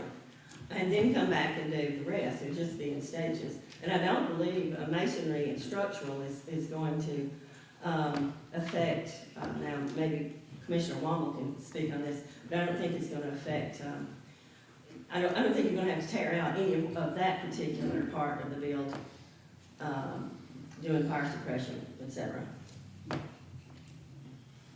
Okay, Ms. Goolsby.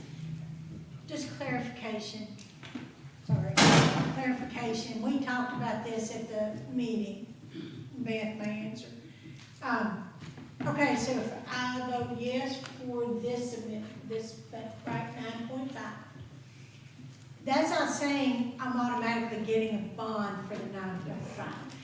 So as we discussed, I talked about taking some of the bill and paying it out of what we had and not getting the bond for the whole amount.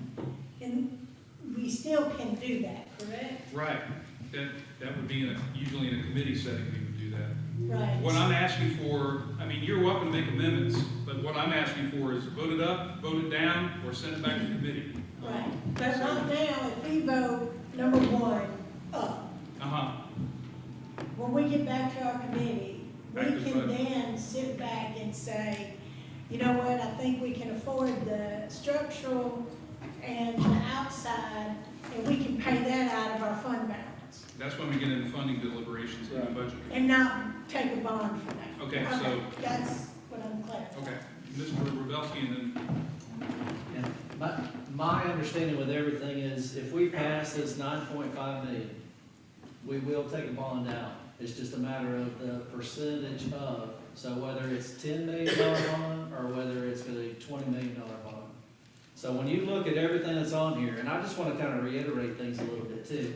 So if we approve these sections in here, if we approve this right here, we're looking at 22.525 million of coming through. If you add up all these expenses of what we want to do. I want to make sure, because Mr. Reedy kind of, I mean, I'm not disagreeing with him because I agree with him. But what we're doing is saying, it's like if you talking with your wife and saying, hey, we're going to build this house and this is what we're about to spend. It's estimated. But really what we're doing is as we vote, we're saying, yes, we want to move forward. We're going to spend money and we know that we're going to have to take out a bond or do whatever we're going to do. Now, granted, I agree. The adjusted price can vary and we can come through and we can do each of those. But whether we do just section 1 or we do all of it, Beth, my understanding is we're going to have a bond, period, either way. Yes, we can pay for it. We have money where we can pay, but we still have to have a bond in order to fund these programs. If you do them. Whether one or whether it's all of them. I mean, we've had some discussions about, not to get to the water, but that doesn't necessarily need a bond. We might be able to use 171 for that. But you're right. If we decide that we're going to move forward with each of these, it will require a bond. Was it Mr. Wilbur? Yeah. Yes, sir, that was my point. You know, you're not gonna know where you're at until you go through all these as far as the money situation. Right, and depending on what y'all decide for these next 3, I mean, it may need a lot more committee work before but you understand where I'm coming from too, right? I need to have some direction as to what I'm supposed to execute. So if it's got to go back to committee, we'll go back to committee. So the motion on the floor that has a motion and a second is an amendment to break out the structural and the masonry repairs. Is that right? Correct. Which Okay. is $2,097,000, I believe. Okay. Yes, Dr. Lee. Yeah, the reason for the original motion I'm talking about, number one, is to try to move forward. And now we have people who are trying to nitpick it and tear it apart, and no, we're going to do this, we're not. This is not the body to do it. This is a motion on section 1 to try to move forward and look at the funding. We have plenty of time to then, in committee, tailor it to exactly what we want. But I think it's time that we move forward. We've been 2.5 years studying this. Now let's look at the next phase, which is, okay, how are we going to pay for it? So I'm sorry, I don't agree with Gil's motion. I'll vote no against it. I think we need to move forward and stop nitpicking every little detail in this full commission. Yes, Caleb. I just wanted to say, this is, everything going on right now is the main reason I voted against allowing the school system to keep their massive over collection. They should have had to turn that debt back in, and we should have had control of that money, because that money would have paid for the bond on every single one of these projects. And that's why I voted no. So that's a budget, a budget committee issue. Yep. Anything else on the amendments on the floor? Okay, we'll do a roll call. A yes vote is to approve breaking out the structural and the masonry repair, and a no vote is to vote that down. Ms. Curry? No. Dr. Latham? No. Ms. Wood? No. Mr. Jones? Yes. Mr. Wong? No. Mr. Wilson? Yes. Mr. Adams? Yes. Ms. Guthrie? Yes. Mr. Rising? Yes. Mr. Hopkins? No. Mr. Reed? No. Mr. Savage? Yes. Mr. Butler? No. Mr. Jones? Aye. Mr. Rebelski? No. Mr. Badura? No. Ms. Brown? No. Ms. Gooseby? No. Ms. Pruitt? No. Mr. Brown? No. 6 ayes and 14 noes. Okay, so motion fails. So we're back to the section 1 as written. Is there any other comments or discussion on section 1 before we go to a vote? Okay, so a yes vote on section 1 is to accept it as it was approved through committee. A no vote is to decline that option, and then we'll take it from there. Ms. Curry? Yes. Dr. Latham? Aye. Ms. Woodard? Yes. Mr. Jones? No. Mr. Wong? Yes. Mr. Wilbur? No. Mr. Adams? No. Ms. Guthrie? No. No. Mr. Rising? No. Mr. Hopkins? Yes. Mr. Reed? Yes. Mr. Savage? Yes. Mr. Butler? Yes. Ms. Jones? No. Mr. Rebelski? Yes. Mr. Badura? Yes. Ms. Brown? Yes. Ms. Gooseby? Yes. Ms. Pruitt? Yes. And Mr. Brown? Yes. 14 ayes and 6 noes. The motion carries.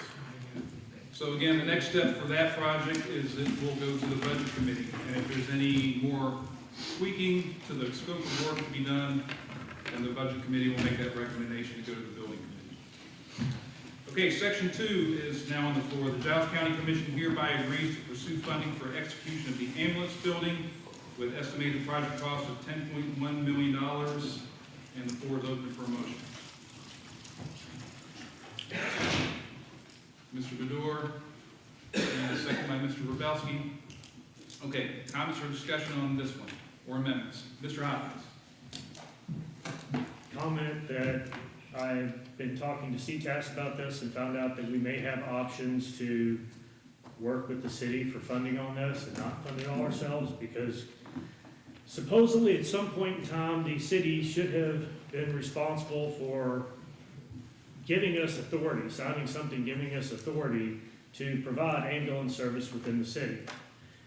That means we could have the option to reject providing ambulance service in the city. Not that that's what I want, but I do believe that they need to pay their appropriate portion of this project, because as we have been told in the last ambulance committee meeting, that, or emergency services meeting, that 72% of the calls come from Pulaski.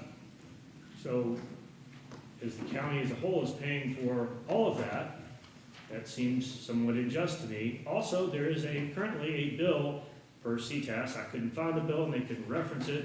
I'm still working on that, trying to work with Mr. Doggett's office for that. Supposedly there is a bill working through the House now that would allow counties to charge cities, incorporated cities, let me be clear, it's only incorporated cities, to allow us to charge incorporated cities for that service. So I'm not really convinced that we're ready to address this at this time. I'm in favor of it, I'm in favor of something, but I'm also in favor of a better price and better distribution of funds. Calls are based on some fair, equitable distribution with the incorporated cities. Thank you. And you made a point that I'll just clarify, and this is for the public too. If a commissioner votes no on this, it doesn't mean that they're against an ambulance building. It means that it needs more work. Okay. Thank you, sir. That's correct. So any other comments or discussion? Yes, Mr. Jones?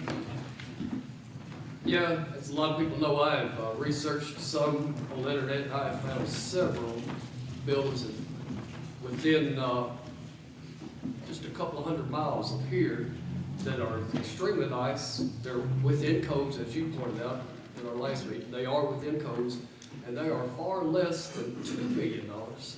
And they are doing a great job. The people at them places seem to love the place. I had a guy, I posted one the other night of Hampshire, Tennessee, and the guy that was working in that building at that time reached out to me, and he loves that building. So I would like to make a motion that we amend the 10.1 in section 2 to a $2 million and see where we go for that. Okay, so we don't have a plan for a $2 million facility, that's the thing. I mean,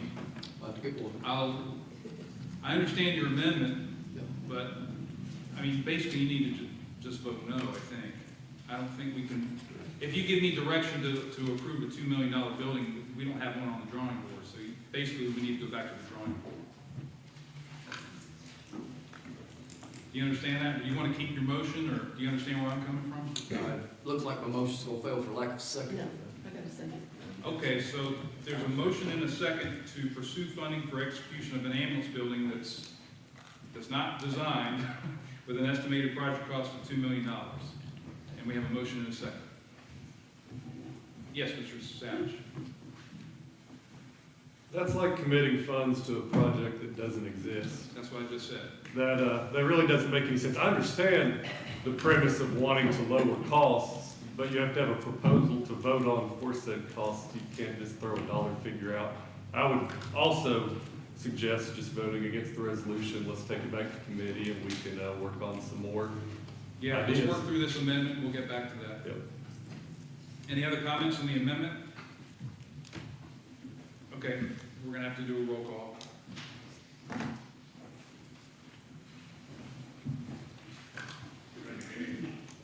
Ms. Curry? No. Dr. Latham? No. Ms. Woodard? No. Mr. Jones? Yes. Mr. Wong? No. Mr. Wilbur? Yes. Mr. Adams? Yes, I'd like to see one too. Ms. Guthrie? No. Mr. Rice? Yes. Mr. Hopkins? No. Mr. Reed? No. Mr. Savage? No. Mr. Bowman? No. Ms. Jones? Aye. Mr. Rubelson? No. Mr. Baddour? No. Ms. Brown? No. Ms. Goolsby? No. Ms. Pruitt? No. Mr. Franklin? No. 5 ayes, 15 noes. Okay, motion fails. So I've heard a suggestion that they wanted to go back to committee, but we have a motion and a second to approve it as written. So we need to address that before we decide to move it back to committee. So are there any other comments or discussion on approving section 2 as written? Mr. Reedy? Yes. You know, in the back of our mind, as we talked, we questioned whether or not we need a category 4 building and what, you know, is that really the law, or is that a CTAS recommendation, or what is it? But it appears to be something that is required. Okay, so even if it's not required, I thought in the back of my mind, the reason we've got this high cost is because of Cat 4 buildings. So I looked at pulling, what if we just ignored it and said, we don't care what the law says, we're not gonna build a Cat 4 building, what would the cost of this building be now, rather than being a 10.1, what would it be? It would be 8.8. So the Cat 4 is only costing us 1.3 million to go to Cat 4 where the ambulances are. And that, I just pulled that out of their estimates that we have there. So it's, you know, if you do away with Cat 4, it only reduces this 10.1 down by 1.3. So that should not be that much of an issue when you're talking about spending $10 million over a 50, 60 year life of a building. That's not very significant. Now, 1.3 million is significant in today, but when you amortize it over the years that we borrow the money, it's not significant. So in our minds, Cat 4 is not making this cost go up, so there's room for cost cutting, which we need to approve this and get on with looking at more detailed design of the building. Okay, thank you. Ms. Jones? So there's been several buildings that have been brought to some of our attention, emergency facilities. Rome County spent 1.6, Florence, Alabama 4.4, Hampshire and Murray County 2 million, and in Decatur 3 million, and it's a beautiful building.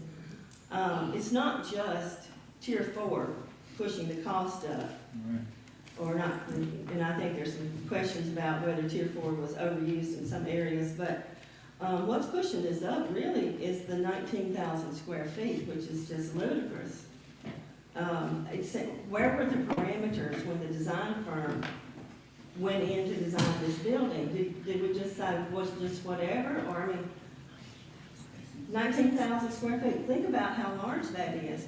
The facility that we have now is 2,500 square feet approximately, I'm just guessing, but I've been in the building, I would say it's about 2,500, including the bays. So if you were to double that, you'd have 5,000 square feet, and I know there's 1,000 square feet allotted for the board, but 19,000 square feet is ludicrous.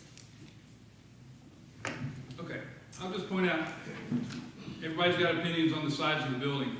Just for the information of people who haven't been following this for several weeks or months, we had a January 14th building committee meeting where the entire design was proposed to the commission, right? And everybody saw the 19,000 square feet. There weren't any questions about it. It was a 7-0 unanimous decision to accept it because it's a good design, but can it be made smaller? Can we knock off a bay? Can we squeeze the morgue in a little tighter? I can nod my head on a few of those things myself, but it's going to get revisited. The question is whether we can build it for 1.6 million or 2.4 or do what another county's doing. I don't know, guys. I mean, I want to make sure you got apples to apples comparisons, number one. We've got the 11th largest county in the state, I think, by geographic area. That's part and parcel of the design and why we have an ambulance fleet the size that we do. There's a lot of different factors that go into design, and we hired TM Partners to help us design this facility. This is what they do. They do emergency facility structures. They took the input of the ambulance service. They came to you with a proposal. They asked for questions. There weren't any, at least on the size. We can go back to them now for sure. But they gave us a proposal on January 14th, and they left thinking that they had our approval.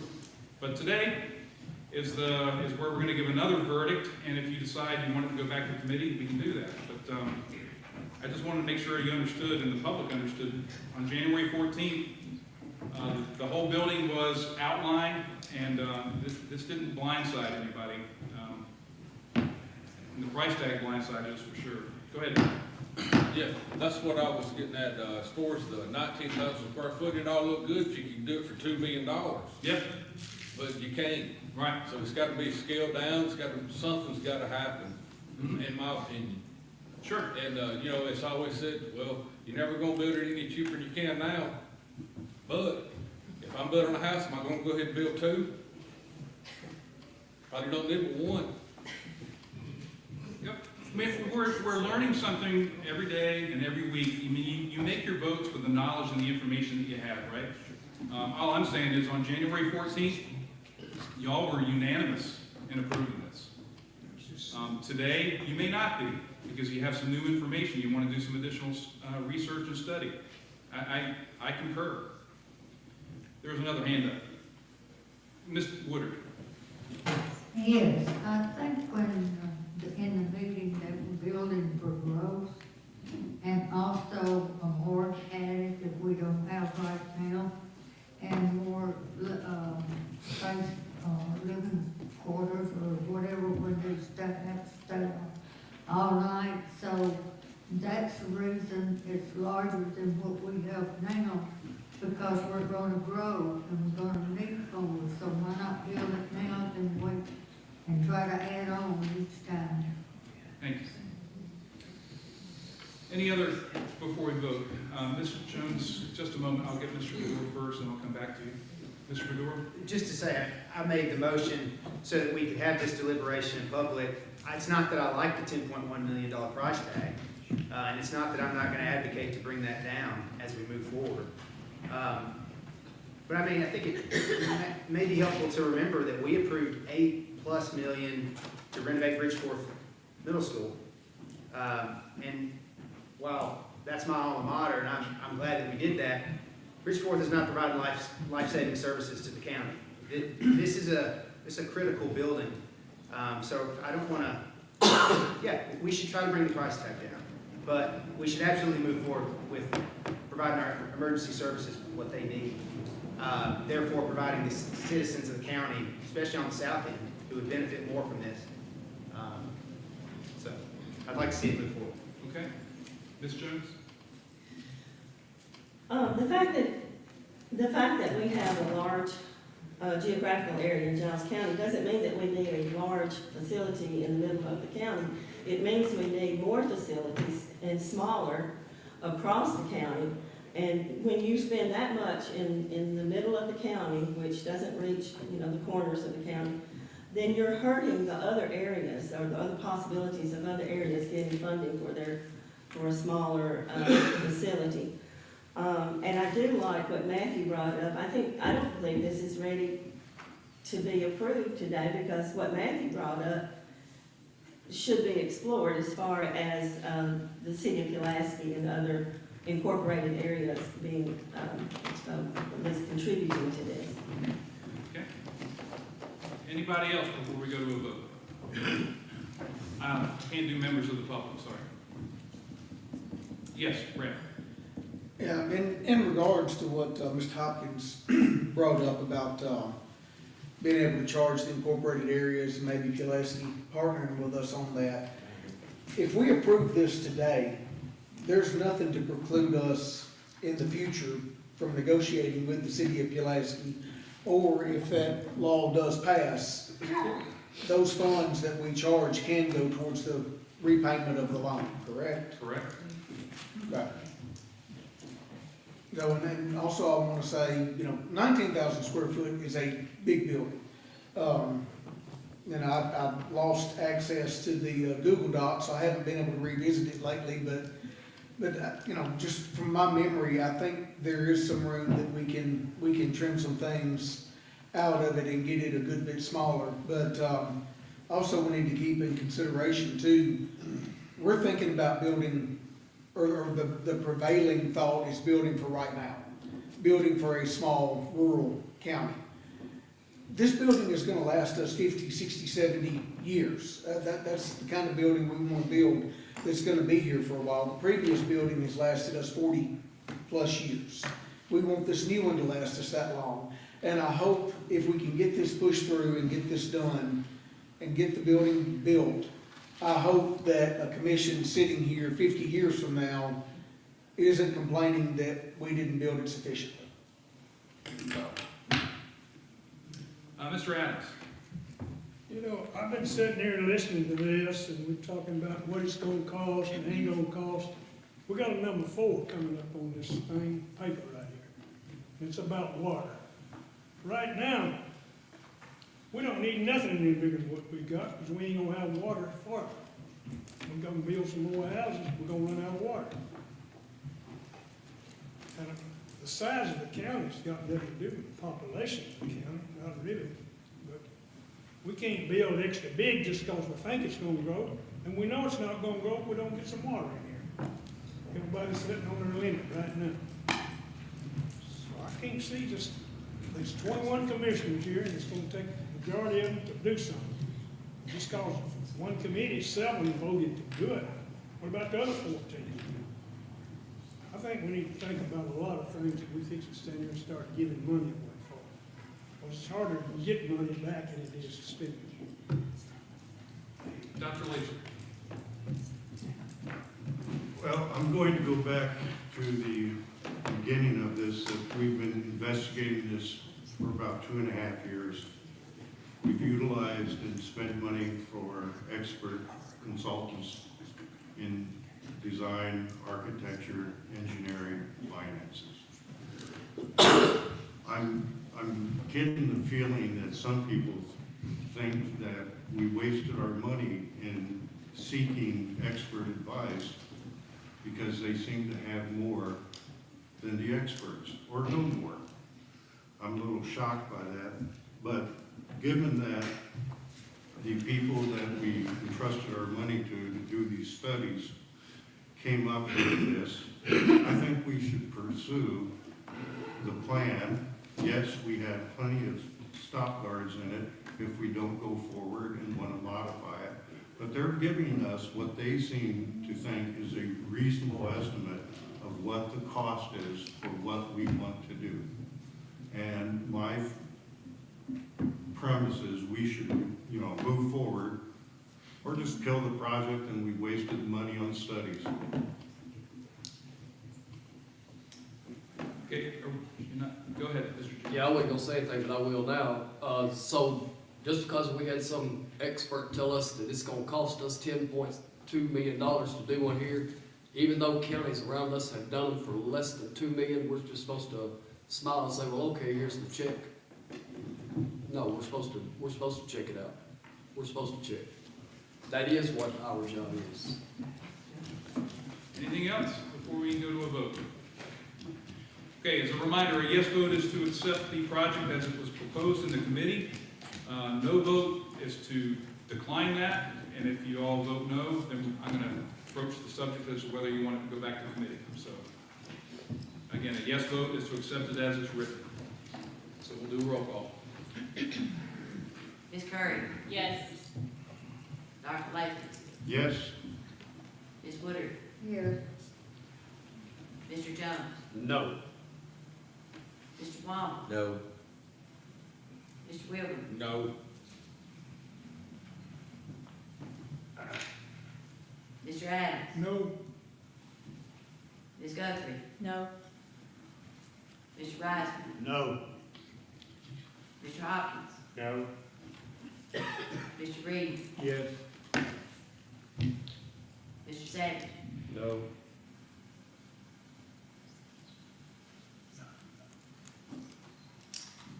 Mr. Butler? Yes. Ms. Jones? No. Mr. Rebelson? Yes. Mr. Padula? Yes. Ms. Brown? Yes. Ms. Gooseby? No. Ms. Pruitt? Yes. Mr. Brown? No.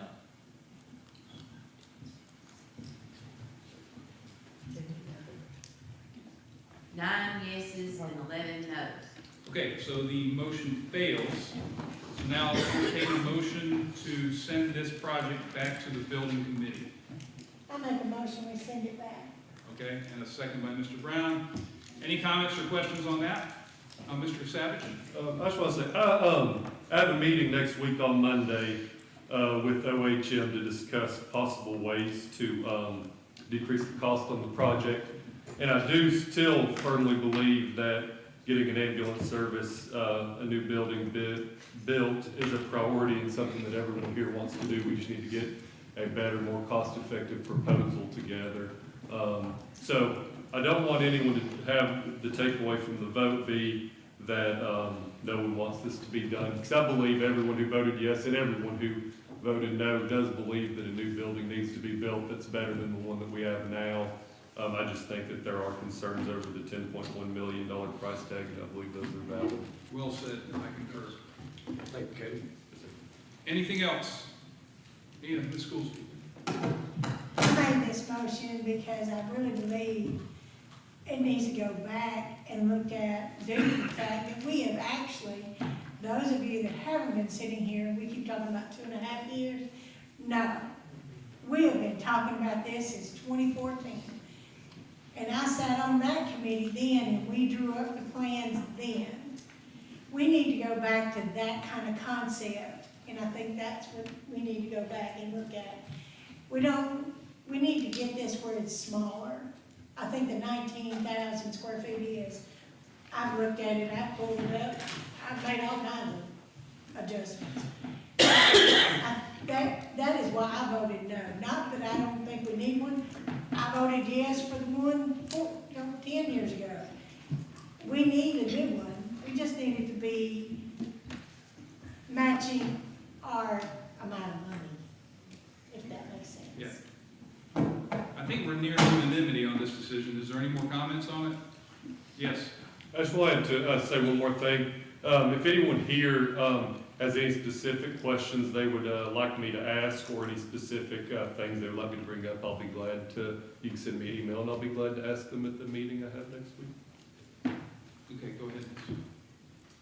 I think I know the answer to this, but just for clarification, the plan that we have, we're not locked into that. We haven't even started trying to reduce the cost of the size of that building. Am I not right? You're correct. That doesn't require an additional vote on anything, does it? If we vote yes, that means we just want to proceed with something. We're not necessarily voting for that design.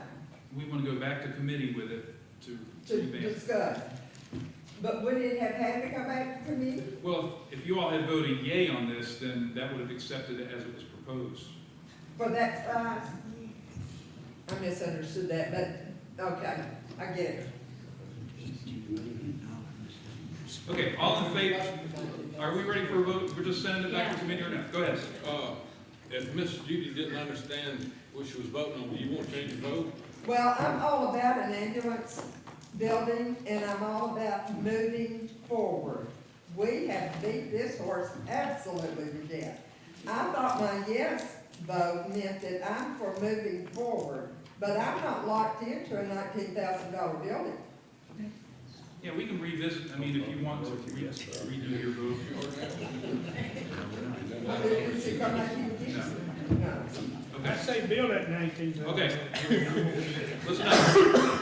All all in favor of sending the ambulance project back to the building committee, please say aye. Aye. Are there any opposed? Okay, moving forward. Section 3. Giles County Commission hereby agrees to pursue funding for execution of a Minor Hill ambulance satellite station with estimated construction costs of $1.2 million, $500,000 for an additional ambulance truck and FFE, and annual recurring support costs of $825,000. I just want to point out that this estimated construction cost of $1.2 million is rough. We have not designed or engineered anything to do with this. Mr. Savage. I'd like to make a motion to send it back to committee. I don't believe that we need to tackle this project until we figured out the main station. Second that. Okay, comments or questions on this one? On sending it back to committee? All in favor, please say aye. Aye. Any opposed? Goes back to committee along with the main station. Okay, section 4, the Giles County Commission hereby agrees to execute countywide water distribution study with an estimated project cost of $400,000. Ms. Goolsby? I make a motion that we move forward with this, and the money comes out of 171.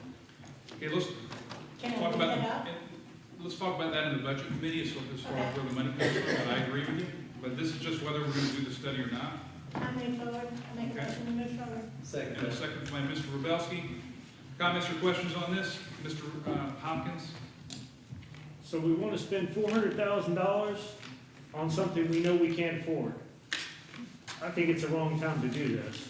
We don't have the money to fund the other projects we're talking about, but we want to spend $400,000 to do a water study that we don't have any money to do something about, even if we get all the perfect information we want. It's absurd. Okay, Ms. Goolsby? I know it sounds kind of strange, but my thinking on this, one, we don't own the water. We can't. We're looking on how to fix it. If we can get to a point where we can show each of these water districts where they need to do the repairs, what needs to happen, we can't move forward with new houses. We can't move forward with the houses we've got. We've got people that don't have water today. Literally today, we have people without water that woke up without water yesterday. So we need to get some kind of study to help us back. I hate that it's 400,000, I really do. But I just think there's no way not to do a water study and get answers. Okay, so Mr. Savage, I'll give. I kind of agree with Mr. Hopkins. I kind of liken it to the same thing as going to a plastic surgeon's office for them to tell you everything that's wrong with you, and you have no money to actually fix any of it. It would be, I do believe it needs to be done at some point, but I don't believe the time's right now. Okay, Ms. Curry? The time to do it was 10 years ago, 20 years ago. The past 2 winters, we have had constituents across this county that have gone without water for weeks at a time, not to mention the areas that don't have water service to them. So I think this is really important for us to do, and to do it now. And if we get it done now, like Shelley said, this lays a framework for what the utility districts can do in the future. Okay, Mr. Hopkins, come back. My understanding, and please correct me if I'm wrong, 'cause if I am, I'm perhaps heading in the wrong direction, but water is responsibility of the water departments, not the county commission. It's nice, and it's something that, yeah, it'd be great if we had an extra 400,000 laying around. We wanted to help out the water districts, fine, fair enough. But at this point in time, we don't have an extra $400,000 laying around, and it is an issue for the water districts. I mean, I look at my own in Linville, how much water they're losing every day, how many hundreds of thousands of gallons they're losing on a monthly basis, and they're not doing anything to try to stop that.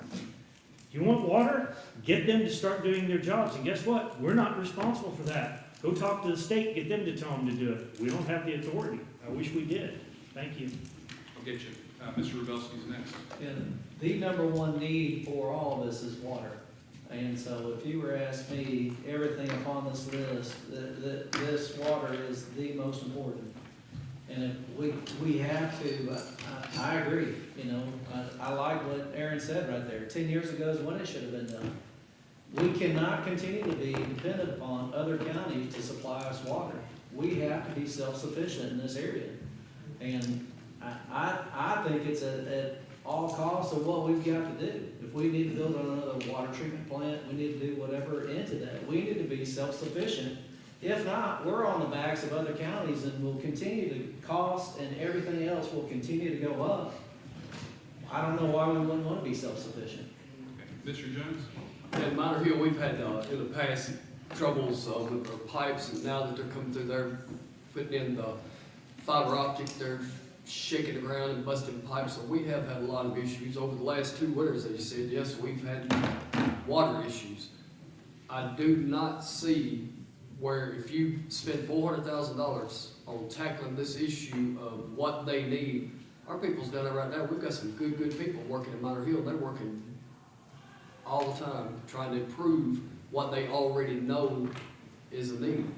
If we take them a sheet of paper and say, hey, here's some more stuff y'all need to do, all they go say, yeah, we know that. We have, this right here, you spend $400,000 on the teeth of the game. We have no enforcement in this game. Thank you. Okay, there's several hands gone. Mr. Adams first. Well, everybody knows how I feel about water. We've been told, Giles, they can't get no more water. Ardmore's ready for growth.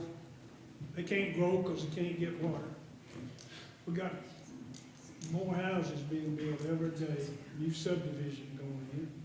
What we're gonna do, we're gonna say, well, we got a new house here for sale, but we ain't got no water. And we got a lot of people right now that's haul water most of the summer of 2024 because they didn't have water. And it's bad when you go turn that spigot on and then don't come out. And I think it's always been a divide for the water districts furnish to third, the county furnish to third, and the customer pay to third. And we may have to go back to that. We've got to have water if we're gonna grow any bigger than water. We don't need more plants in here if we can't get water. We don't need more houses put up if they can't get water, because they can't go out to the stock pond and take a bath. We need to get water, and $400,000 is a lot of money, right? But we need to get water going if we're gonna get any bigger than water. We either need to say we're not growing anymore, or we're gonna get ready to grow. Our infrastructure's gotta be fixed. Okay. Mr. Bador, and then Mr. Wilbur.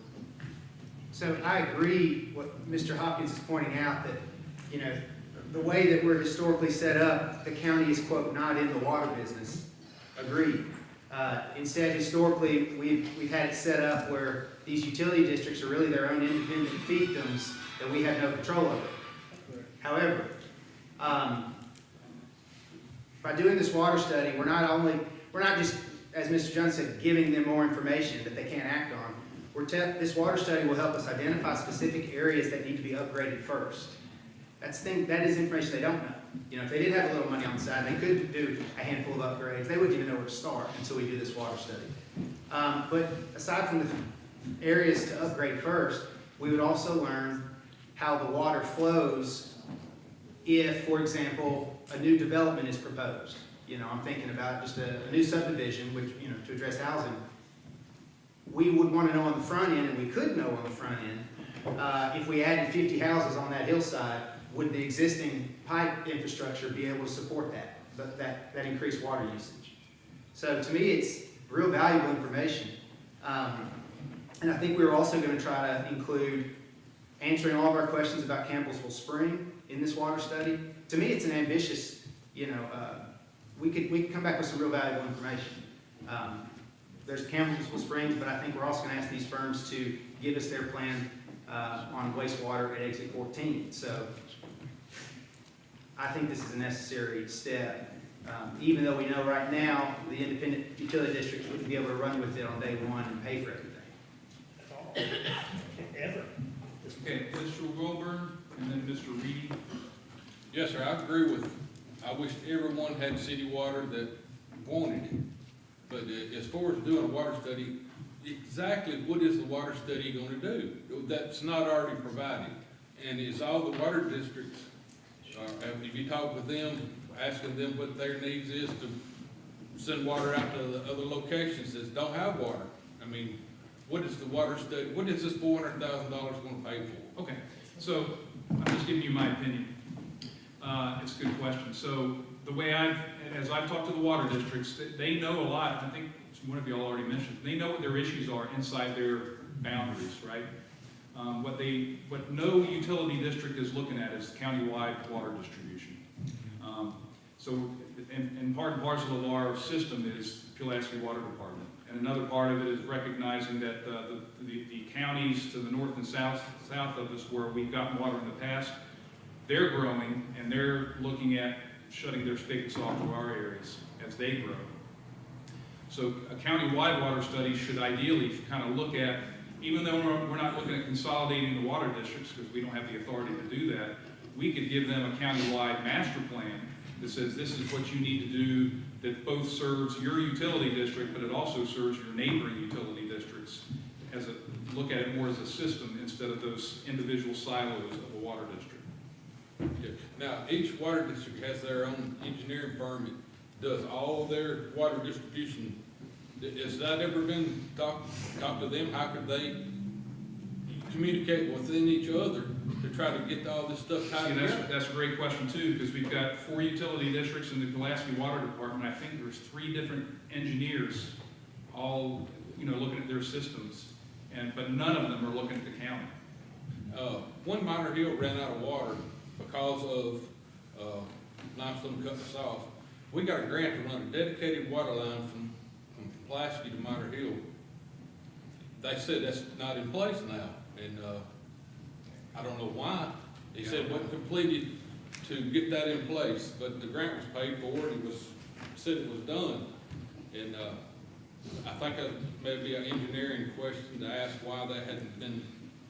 Yeah, so the utility districts they're doing some work right now with grants that this commission approved a couple of years ago. There's other grants they have through the USDA that. Now, this grant came from the city of Minor Hill. Oh, did it? Okay, okay. Yeah, I don't know anything about it. Okay. There's Mr. Reedy. Yes, the problems within the utility district's distribution system, the answers to those problems all lie within the people that service that. So they can handle that sort of stuff. But, and the utility districts can work on that. I think it would be helpful, and maybe this water study would bring about the networking of the utility districts together. If we could orchestrate routine meetings and troubleshooting, sharing information, those would be good. But one of the things that I see that they can't handle that we need is to orchestrate alternate sources of water.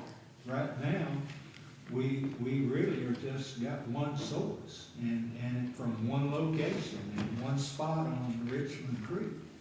That's where it is. And so the county is going to have to get involved and help support these utility groups with alternate sources of water.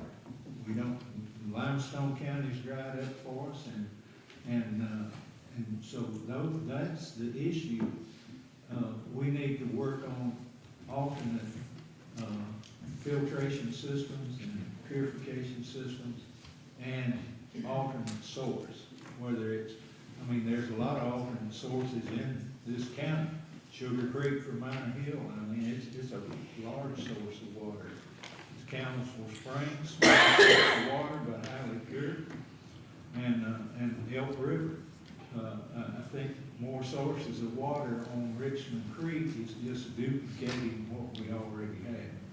So I think if we don't do some kind of program to get this started, I don't want to spend $400,000 either, but if we don't get involved with alternate sources, the utility districts can't do it on their own. Mr. Jones, and then back to Mr. Wilburn. At the end of this study, it's gonna come out that we need another water treatment plant. Yeah. The price of that water treatment plant is gonna be a bigger, it's gonna be major. Has anybody got an idea of how much that's gonna be? 50 million. That's gonna be extremely high. I don't see wasting $400,000 on something we already know. Okay, Mr. Wilbur? All right, is it too late to amend this motion? Sorry? Is it too late to amend this motion? No. Okay, I would like to amend it to say, let's meet with, I don't know what, water boards. Water, do we have a water board for our? No, we don't have Okay, a well, I don't know what committee we go back to discuss it, but what I was getting at, if we could get all the water districts to meet with the, yeah, okay, public service, meet with that committee and let them explain the needs and the reasons why they can't expand water. And then we'll see if we need to do a water study to see how that could be implemented. Okay, so I think the motion is that we convene the Public Service Committee with water utility district representatives and have them explain to us what their needs are. And before we spend $400,000, Okay. yes. And there is a second, Mr. Reisner, okay? Any other comments or discussion on that motion?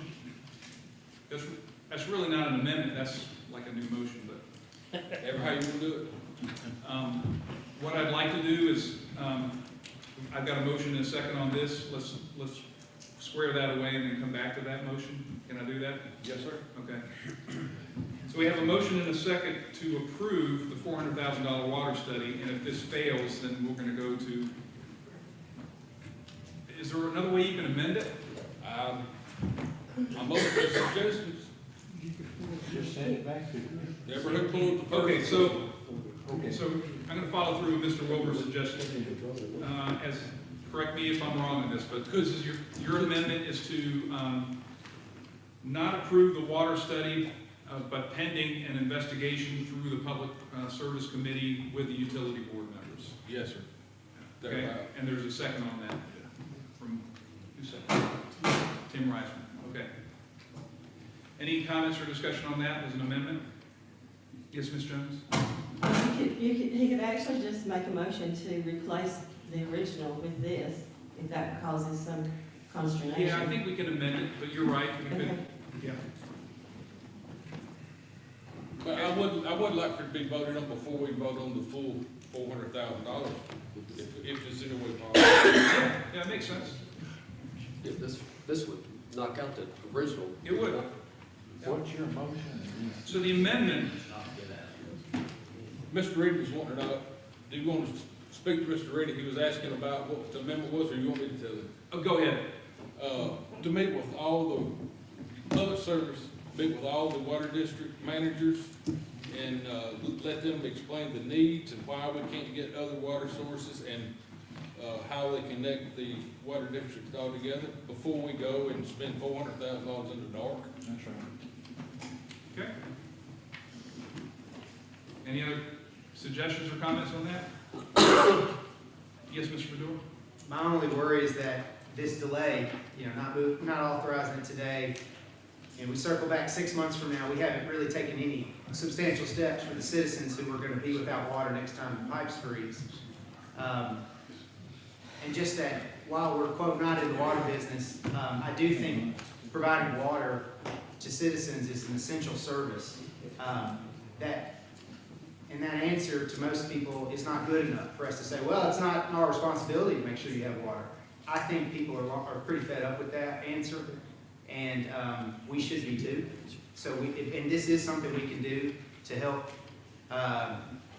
this long-term plan and the system improve sooner than later. I think we know what the water utility districts know. I think they don't know where to upgrade their pipes first, and that's what this water study would do. I don't think they have any idea if they were to add 20 houses off of one line, if those lines could support it. That's what the water study could help us understand. Can I respond to him? I got Ms. Goolsby next. All right, go ahead. Just for clarification again, if we vote yes on the amendment, not the amendment, on the original thing, to go with it, what is there anything stopping us from, in 2 weeks, having a meeting with the public service group to go over and ask them to come. And it might turn out we don't spend the 400,000 because we find out something we don't know. Is there anything stopping us from meeting with the other directors? No, if this motion is approved, what I would do is, I've scheduled a public service committee meeting, invite all the utility districts to attend. And I don't think it'd be a massive delay, because I think we can still do that in April, get that scheduled and done. And then y'all can decide what to do in committee, and bring it back up in the April commission for a decision. But if we pass the original motion that I made, If we pass the original motion, then what we would be doing would be sending it to the budget committee to identify the funding. But that said, you know, I do need some clarity, because I've got 3 firms that have submitted qualifications for the study. I mean, I could move it forward tomorrow if there was funding available. I kind of want to flow with the idea to send it to the Public Service Committee for you all to talk about it. Ms. Jones? So basically what we're looking for is more information, a better understanding. And so in the, one way of getting more information is put out an RFP, a request for proposal, where, and it's my understanding you don't have to have an amount with it. It's basically, and I'm reading this from my source here, it says RFPs are often used when a business is unsure of what they need and want vendors to propose solutions. So could we not also do that? Just put out a request for proposal to see who can do what? Okay, so when you're seeking professional services, you put out an RFQ, a request for... But wouldn't this be the first step and then go to an RFQ later? Not as Because I you don't, understand. I mean, how do you actually quantify or qualify an RFQ without having more information? I would like if the finance department would look into that and see if we could figure out how to get more information without actually having to spend more money. At least we would know when we say water study, at least we might know what we're getting for the water study. Okay. Anything else on the amendment? I checked with the parliamentarian. We can go ahead and take that amendment, and it would basically just transcend the original motion to send it back to the Committee of Public Services. I'm sorry, Ms. Woodard. Yes, if we meet with the water department, could we not ask them to help with this funding? And because looking at their reports in the paper, looks like they got more money than we have. So I would say that we ask them to help do the study, to help pay for the study. Okay. Any other comments on the amendment to send this to the Public Service Committee? Mr. Reedy. I guess just to address Commissioner Woodard's comment there is that the money, if you look at why utility districts kind of refrain from taking on new pipelines and things like that, even if it's what you call free money, they have to set aside the money for replacement of that. They have to appreciate that money, depreciate the money for replacing those pipes. So the money that you see utilities having out there, like Fairview, for example, they got a pile of money sitting out there, but the whole water line out 31A has to be replaced. That's what that's set aside for. They have depreciated those pipelines, and you see the depreciation out there. So they really don't have money for a set aside study like this. And one of the comments I wanted to make a while ago, we talked about what a water treatment plant is so expensive. Depends on where the source is. I know that I was responsible for the utility department inside an operating plant, and we used reverse osmosis, and that thing was almost automatic. You ran water through filters that let the sediment stay on the inside and water go through the outside, ran through UV ray tubes for purification. So there's all sorts of things out there that is available So, you know, I'm in twixt and between. If we just stop and meet with these utility districts, we're backing up. But if we appropriate the study, then we can get somebody to begin working on, like, there's 2 major springs in this county that's pure enough that it would require very little filtration and very little purification. And it can be done with reverse osmosis, that are just pumps and tubes and controls that go out to somebody's location that tells you you've got a problem, go look at it. So I think that to say that we gotta build a filtration plant exactly like the city has down here, we don't necessarily have to do it. Okay, so the amendment is to send this issue of a countywide water distribution study to the Public Service Committee and have a sit-down with the utility district to develop a plan as to whether we need to do a countywide water study. Okay? Yes, sir. And also, you can bring all these water studies we've had in the past on all these springs and all these other locations to that committee and discuss it at that time also. Okay. Mr. Jones. We also have a Corps of Engineers study, and I don't know how old that is and how detailed that is. Right. Okay. Are we ready for a vote? What are we voting on? Your amendment. Your amendment. That's why I just restated it. So a yes vote is to send this to the Public Service Committee. I'll invite the utility districts. I'll try to get it scheduled in April. Okay? Let's do a roll call. Ms. Curry? Yeah. Dr. Layton? Yes. Ms. Woodard? Yes. Mr. Jones? Yes. Mr. Waller? Yes. Mr. Wilbur? Yes. Mr. Adams? Yes. Ms. Guthrie? Yes. Mr. Rising? Yes. Mr. Hopper? Yes. Mr. Reed? Yes. Mr. Savage? Aye. Mr. Butler? Yes. Ms. Jones? Mr. Rubelson? No. Mr. Baddour? No.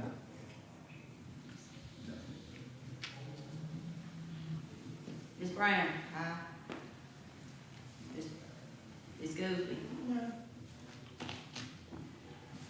Ms. Pruitt? No.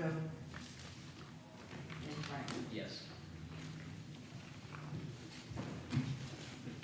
17 ayes, 3 ayes. Okay, motion carries. So I'll get that meeting scheduled. Okay, I don't see any unfinished business. Is there any new business? What is your unfinished business? Yes, I have that, but also recount that, Carol. 'cause Yeah, I had 4. Yeah. Okay. there were 4 of us. 64. Is that what you had? 64? 64.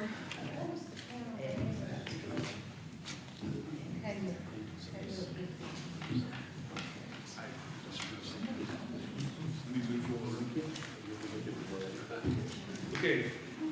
Was there unfinished business? Yes. I wanted to just, are you calling me? Yes. Okay, no, all right. The resolution that I had presented, or tried to present, to the full commission, I think it was in January, saying that, I'll just read the headline, Giles County Commission to improve notice of public meetings for commissioners and Giles County citizens. And there were 3 parts to that, section 1 saying that, let's see, the original, well, Ag Park, Giles County Archives, E911, fire and rescue would be added to the calendar. I believe that's being done right now. Section 2 said that all full commission meeting minutes shall be posted to the county website. That's not being done, and has not been done. Yes, that's done, Mr. Jones. No, it's not on the website. It's on the Unless you put it on last night, it's not. No. Now, what is on there, what I'm finding is the logo, or maybe it's our, I don't know, Giles County seal or something, and it's in multicolor, but I don't find the actual minutes. Well, I'll send you a link. I pulled it up. I'll send you a link right to the minutes. They're all posted. Anybody else seen them? Because I haven't The seen them. mobile version doesn't show what the desktop version shows. Has anybody looked at it today? To see that they're on there? Because I've done both. And then the section, 3 says that county legislators who desire to receive notifications of agendas and committee meetings shall receive them. That's not being done either. So if it's not being done, I can bring it forth as a resolution next month. But I know I ran into Commissioner Adams when I went to pay my property taxes, and he had not received notice. So what happened? it's not just a one-time thing. But I mean, I know you oppose it, and you said it was a slippery slope when we brought it up. No, that's fine. I mean, if you want, what I said is, you don't need a resolution if you want hard copies. I said, let Angela know. But what happened? She has known and been notified by several commissioners, and yet they still don't get a regular, I know she missed a couple recently when she was out with the flu. I think it's a one-off. I don't think there's been repeated instances of well, not. perhaps those that have asked for the minutes and the notifications can address that. I get emails, but I also hear that others don't. Yeah, if you're on the, I know, David, we talked, you got missed on a meeting for the financial management. If you are on the list and you know who you are for getting paper copies, you've Tracy's missed on them. too. Tracy will. I won't be, I think David, Yeah, I'll mention it to the front. I'll talk to Angela about it. Yes, Mr. Rapp? I don't ever get any copy of the meetings. Copy of the meetings? Minutes of the meetings, I never get any. I don't get any of those.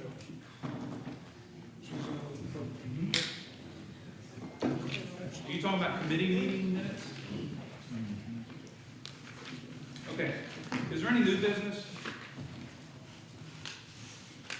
Okay, are there any announcements? I'll entertain a motion to adjourn. There's an announcement. An announcement? I would Sorry. like to announce a motion to adjourn. Okay, anyone opposed to adjournment? Thank you, we're adjourned. Good work today.